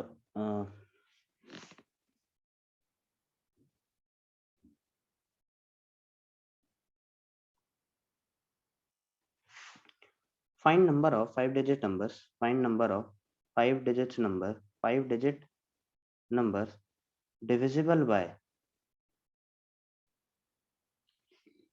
तो इसका फर्स्ट पार्ट है divisible by 5 if इसके अपने दो parts repetition allowed, repetition not allowed।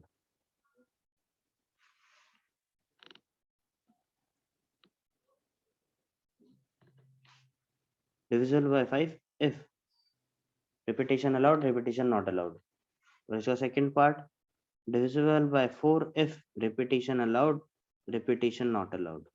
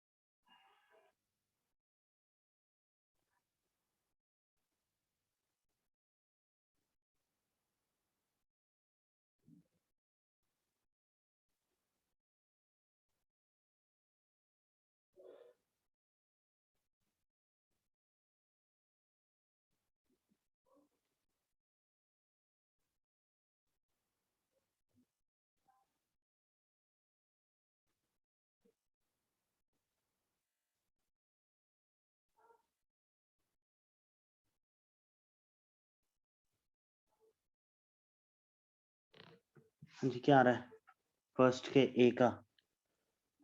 Yes Ishan, correct.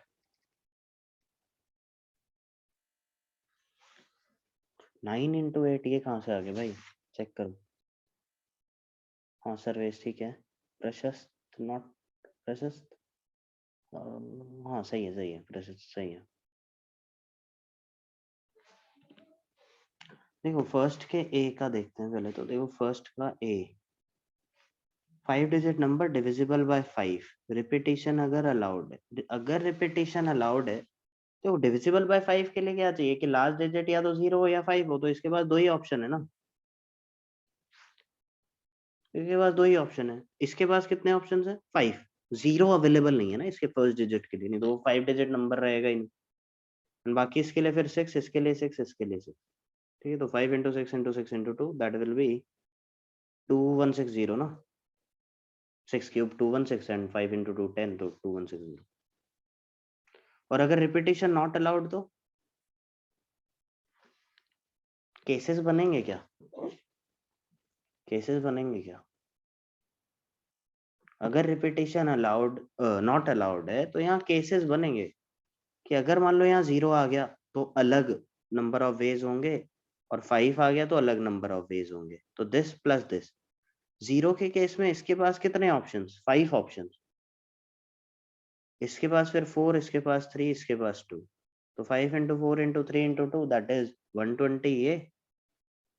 और अगर यहाँ पे 5 आता है, रिपीटेशन तो अलाउड नहीं है, तो इसके पास फिर 4 ऑप्शंस होंगे, 5 और 0 अवेलेबल नहीं है इसके पास, है ना। इसके पास वापस 4 क्योंकि 0 आ गया अब, है ना, 0 इसके लिए अवेलेबल है, तो 4 into 4 into 3 into 2, so this will be 96, so total 216 है। ठीक है, फर्स्ट के बी का आंसर 216। क्लियर है क्या?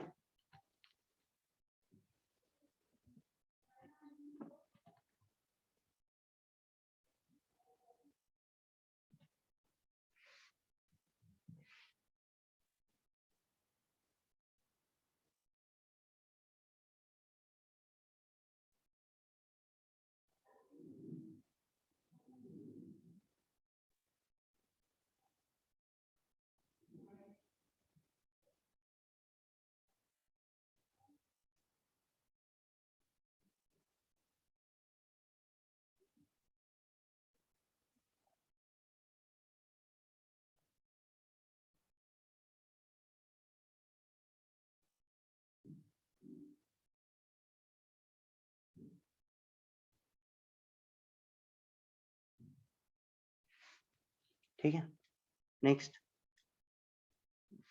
सेकंड का A, divisible by 4 if repetition allowed. तो देखो डिविजिबल बाय 4 करने के लिए अपने को क्या चाहिए कि जो लास्ट 2 डिजिट्स हैं वो डिविजिबल बाय 4 होना चाहिए, number found by last 2 digits. अपने पास डिजिट्स अवेलेबल हैं 0 1 2 3 4 5, तो सारे अब अपने को केसेस बनाने पड़ेंगे, जितने केसेस पॉसिबल हैं सारे के सारे वो बनाने पड़ेंगे।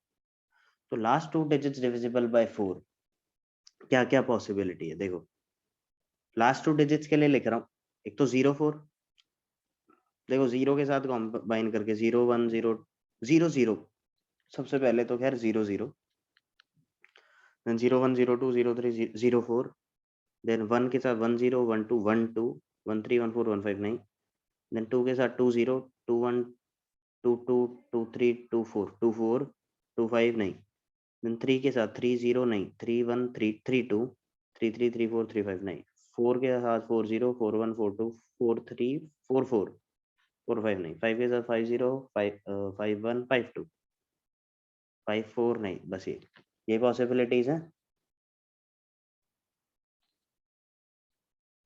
हाँ, तो ये टोटल कितने केसेस हैं, 1 2 3 4 5 6 7 8 9, तो इन दोनों के लिए अपने पास कितने केसेस अवेलेबल हैं, कितने ऑप्शंस हैं, 9। कौन से 9? ये जो 9 साइड में लिखे हैं।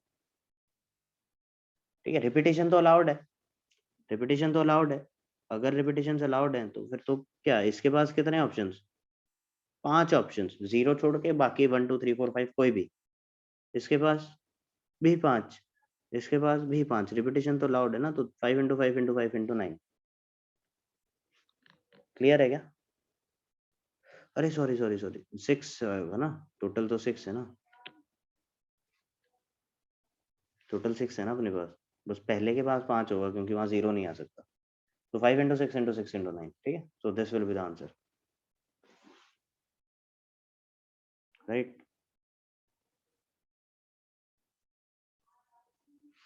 देन बी, जब रिपीटेशन नॉट अलाउड है, अगर रिपीटेशन नॉट अलाउड है तो इनमें से मैं, अब देखो क्या होगा,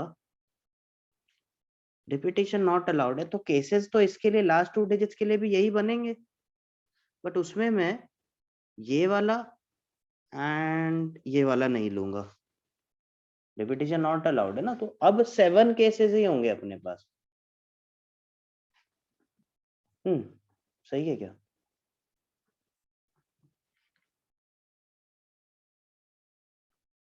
तो इसके लिए अपने पास 7 केसेस ही होंगे,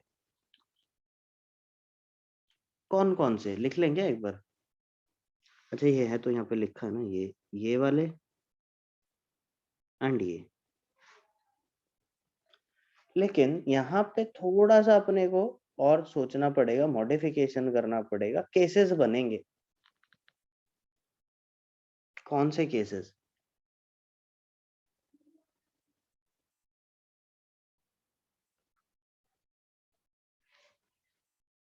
देखो इसको मैं, ये जो टोटल 7 केसेस हैं इनको मैं 2 में बांट रहा हूँ, कौन कौन से, एक तो 0 4 2 0 4 0, ये 3 केस अलग लिख रहा हूँ, एंड बाकी 1 2 24, 32, 52 ये 4 केस अलग लिख रहा हूँ। इन 3 के लिए अलग तरीके से आंसर आएगा और इसके लिए अलग से आएगा। क्यों? रीजन समझते हैं।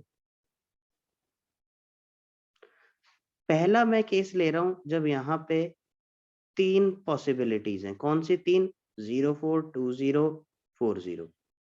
अब अपने पास रिपीटिशन नॉट अलाउड है, रिपीटिशन नॉट अलाउड है, तो इसके लिए कितनी पॉसिबिलिटीज होंगी? देखो 2 तो यहाँ यूज हो गए, तो इसके लिए कितने टोटल अपने पास? 0, 1, 2, 3, 4, 5 टोटल 6 डिजिट्स अवेलेबल हैं, जिसमें से 2 यहाँ यूज हो गए।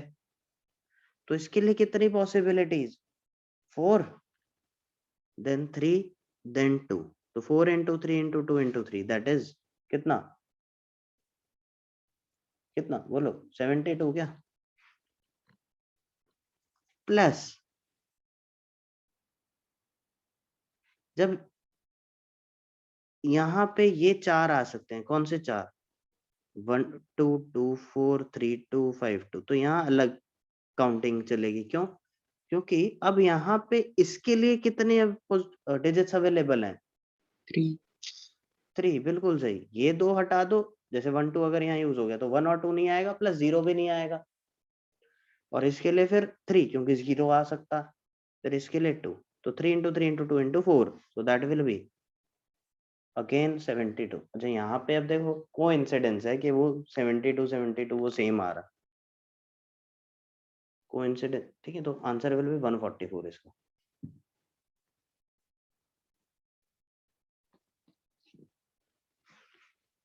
अच्छा देखो कोई डाउट है इसमें?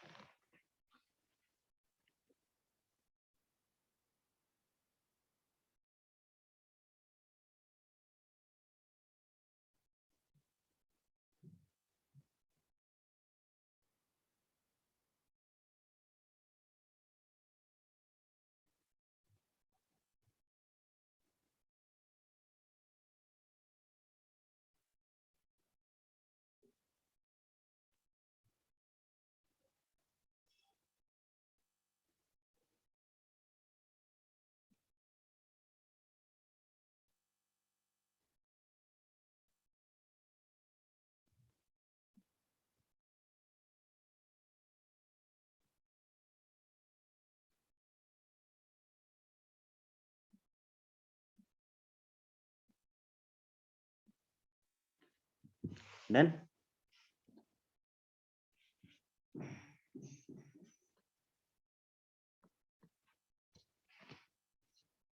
नेक्स्ट क्वेश्चन, ये होमवर्क के लिए लिख लो, बाद में ट्राई कर लेना। वही 0, 1, 2, 3, 4, 5 डिजिट्स अवेलेबल है। Find the number of 5 digit numbers divisible by 6 that can be formed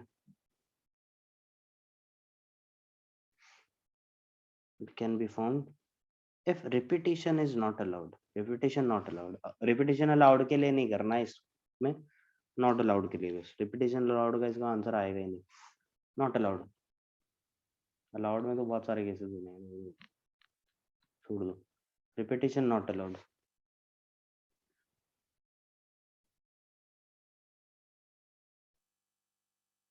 ठीक है, ये होमवर्क करो। बाकी आगे क्वेश्चंस करते हैं थोड़े हम अभी टाइम है ना। ठीक है,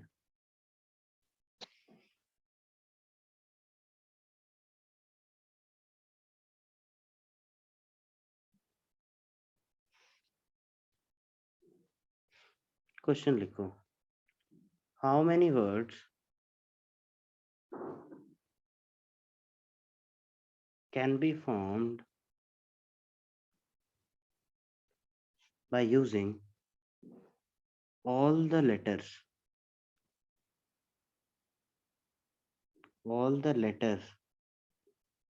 of the word pencil, bracket में लिखना रिपीटिशन नॉट अलाउड, सारे लेटर्स यूज करने हैं बट ऐसे रिपीट नहीं करने, एक एक बार ही यूज करना है। इसमें फर्स्ट पार्ट है when there is no condition, कोई कंडीशन नहीं है अगर, कितने बनेंगे बताओ।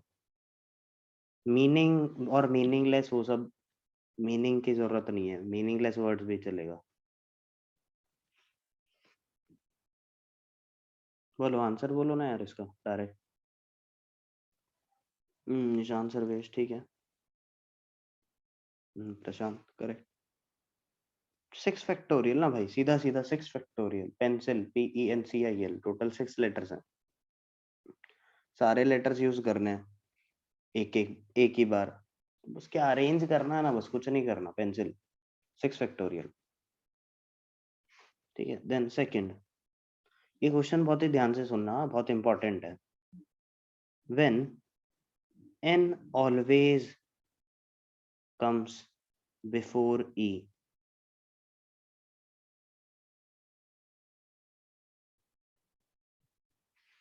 n always comes before e, इसका आंसर बताओ।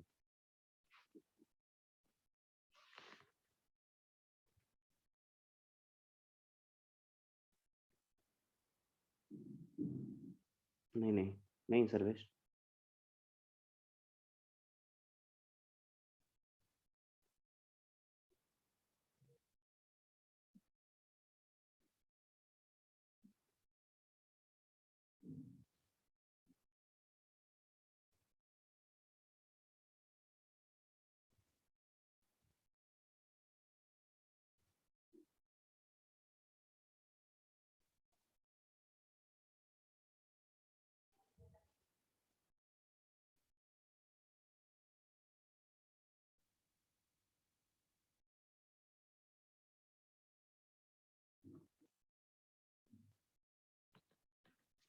हाँ प्रशस्त सही है।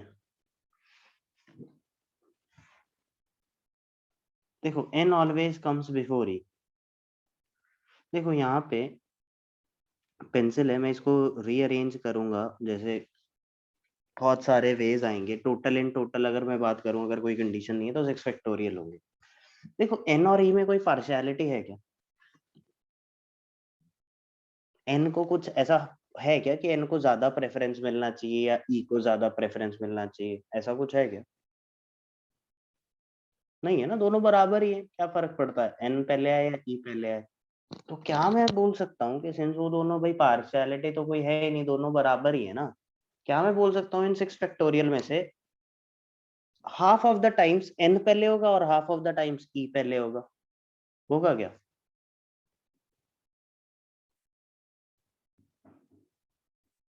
बोलो। भाई एन और ई में कोई पार्शियलिटी तो नहीं करेंगे ना कि भाई एन ज्यादा बार आगे आएगा ई से, क्यों आएगा भाई? तो half of the times n will be ahead of e and half remaining half of the times e will be ahead of n, तो सीधा सीधा आंसर 6 फैक्टोरियल बाय 2 आंसर। ठीक है, तो 360।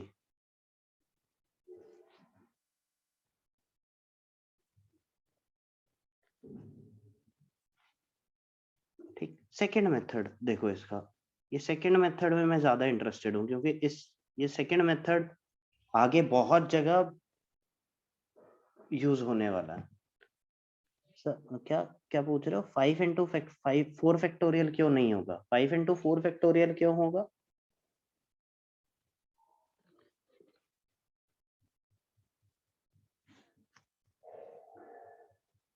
केसेस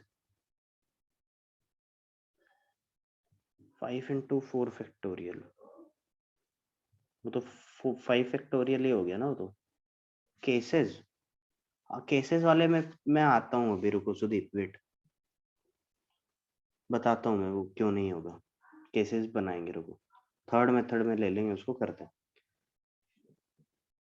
स्ट्रिंग मेथड से क्यों करेंगे, अच्छा अच्छा अच्छा अच्छा अच्छा, यहाँ पे,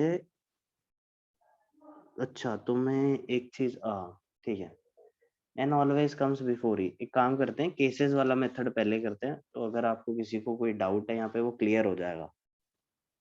एन ऑलवेज कम्स बिफोर ई का ये मतलब नहीं है कि वो दोनों कंसेक्यूटिव हो,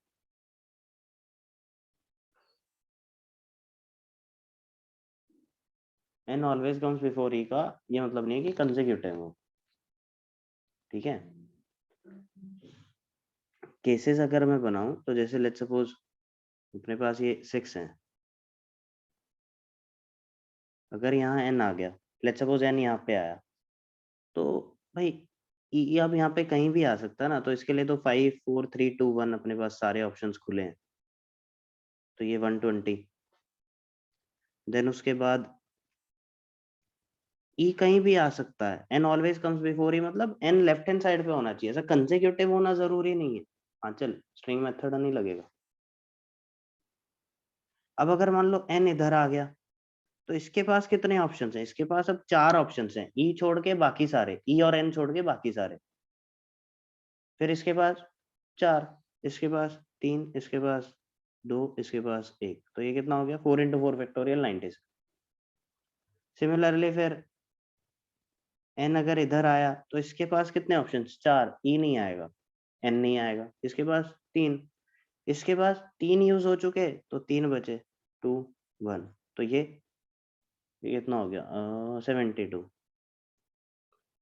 देन एन इधर अगर आ गया तो इसके पास 4 ऑप्शन, इसके पास 3 ऑप्शन, इसके पास 2 ऑप्शन, इसके पास फिर 2 और इसके पास 1, तो 48। अब ई को क्या करना है, बस ये यहाँ पे मैं कर रहा हूँ कि ई को एन के लेफ्ट राइट हैंड साइड पे रखना है, और वो कहीं भी हो, कंसेक्यूटिव जरूरी नहीं है। एक फिर केस ये, let's suppose n is here, तो इसके पास 4, इसके पास 3, इसके पास 2, इसके पास 1 और इसके पास एक ही ऑप्शन, एक्चुअली ई यहीं आएगा अब, तो ये कितने आ गए 24। सबको ऐड कर दो, आंसर आ जाएगा, ठीक है 360 वही सेम आंसर आएगा जो फर्स्ट मेथड से। अच्छा एन लास्ट में तो आ ही नहीं सकता ना, अब एन एंड में तो आ ही नहीं सकता, क्योंकि ई फिर लेफ्ट में होना पड़ेगा, उससे ई आगे आ जाएगा, ठीक है। ये तो ठीक है, चलो टीडीएस फालतू है ये मेथड, अपने को सही नहीं है, लिख लो, पता होना चाहिए, हाँ ठीक है। थर्ड मेथड में मैं ज्यादा इंटरेस्टेड हूँ, जो कि बहुत कुछ मेरे को सिखाएगा, एक्चुअली आगे काफी सारे क्वेश्चंस के रास्ते खोलेगा ये थर्ड मेथड, बहुत ही ध्यान से सुनेंगे, बहुत ज्यादा इंपॉर्टेंट, बहुत ही ध्यान से सुनना। हाँ, क्रक्स जो यहाँ से निकल के आएगा ना, वो बहुत जगह यूज होने वाला।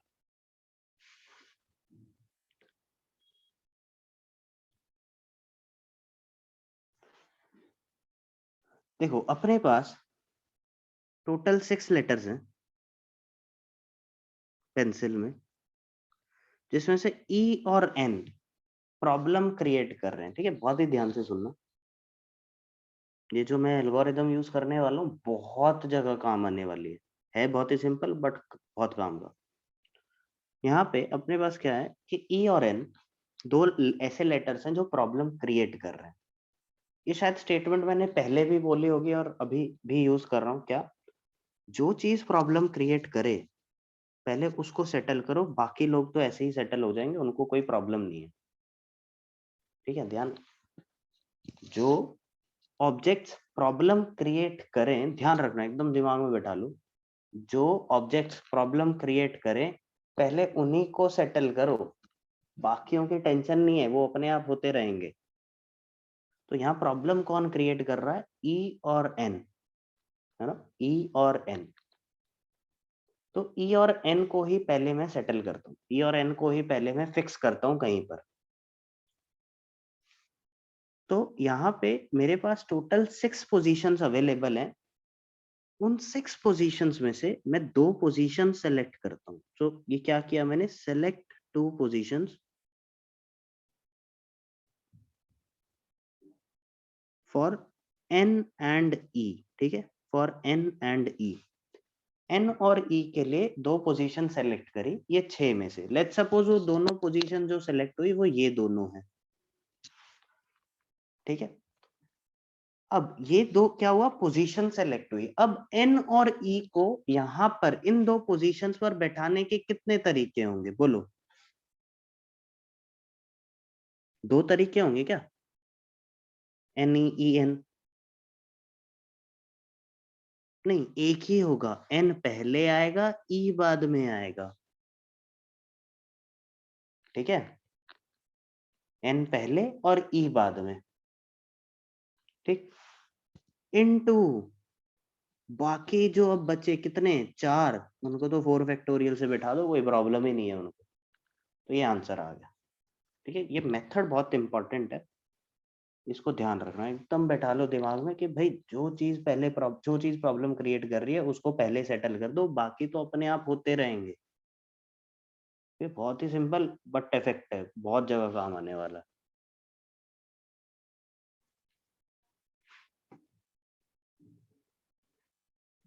ठीक है, इसी का एक और मेथड लिखो, जल्दी से लिखो, ज्यादा टाइम नहीं लूंगा, 2 मिनट लगेंगे। सुनो, ये भी काम की चीज है, काफी काफी जगह एप्लीकेबल है। ध्यान से देखना, आपको कहीं ना कहीं ये फोर्थ मेथड फर्स्ट मेथड से सिमिलर लगेगा, बट थोड़ा डिफरेंस है, थोड़ा डिफरेंस है। जब इसी क्वेश्चन का नेक्स्ट पार्ट कराऊंगा मैं नेक्स्ट क्लास में, तो आपको तब समझ आएगा फोर्थ मेथड थोड़ा डिफरेंट है। ध्यान से देखना, देखो टोटल नंबर ऑफ वेज क्या है, 6 फैक्टोरियल है ना। टोटल नंबर ऑफ वेज कितने हैं, 6 फैक्टोरियल है।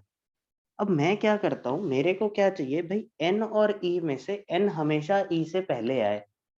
अब जैसे वन ऑफ द अरेंजमेंट तो पेंसिल ही है इन 6 लेटर्स की, है ना। This is one of the arrangement, या थोड़ा सा मैं बोलूँ कि जैसे let's suppose this is one of the arrangement, PECINL। तो 6 फैक्टोरियल टोटल अरेंजमेंट्स हैं, उसमें मैं क्या करूंगा, मेरे को क्या चाहिए, n और e को, n और e का इंटरनल अरेंजमेंट रिस्ट्रिक्ट करना है। क्या मैं बोल सकता हूँ कि 6 फैक्टोरियल में n और e का इंटरनल अरेंजमेंट इंक्लूडेड है, कि n पहले या e पहले है क्या, इंक्लूडेड है ना। अरे इंक्लूडेड तो है 6 फैक्टोरियल में, n पहले या e पहले, वो सब इंक्लूडेड ही है ना। बट मेरे को क्या चाहिए, n और e का इंटरनल अरेंजमेंट रिस्ट्रिक्ट करना है। होगा क्या कि जो n और e का जब मैं इंटरनल अरेंजमेंट रिस्ट्रिक्ट कर दूंगा एंड फिक्स कर दूंगा कि भाई n पहले आना चाहिए, तो ये आंसर आ जाएगा। n और e का इंटरनल अरेंजमेंट कैसे रिस्ट्रिक्ट होगा, उनके जो इंटरनल अरेंजमेंट जो 6 फैक्टोरियल में इंक्लूडेड हैं, कितने 2 फैक्टोरियल, उससे डिवाइड कर दो। ठीक है, ये जो लास्ट मेथड है इसके बारे में थोड़ा और सोचेंगे नेक्स्ट क्लास में, और पार्ट्स करेंगे इसके, तो थोड़ा और क्लियरिटी आएगी। अभी लिख लो इसको यहाँ पे, बस ये लिख लेना कि ये जो 2 फैक्टोरियल किया ना हमने, ये किया restricted, we have restricted the internal arrangement of n and e, internal arrangement of n and e।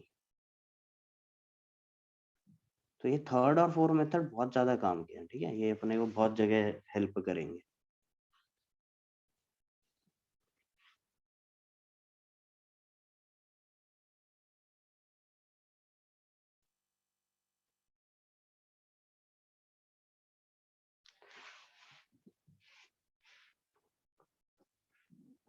Class है क्या अभी 9:45?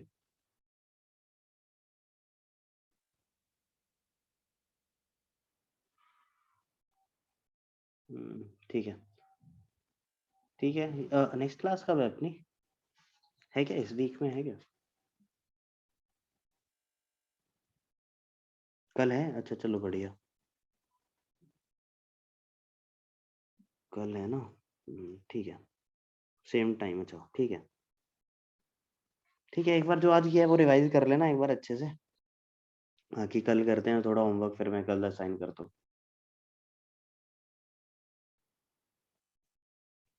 Okay, so that's all from today. हाँ मैं ये भेज देता हूँ, कल कंटिन्यू करेंगे। बाय।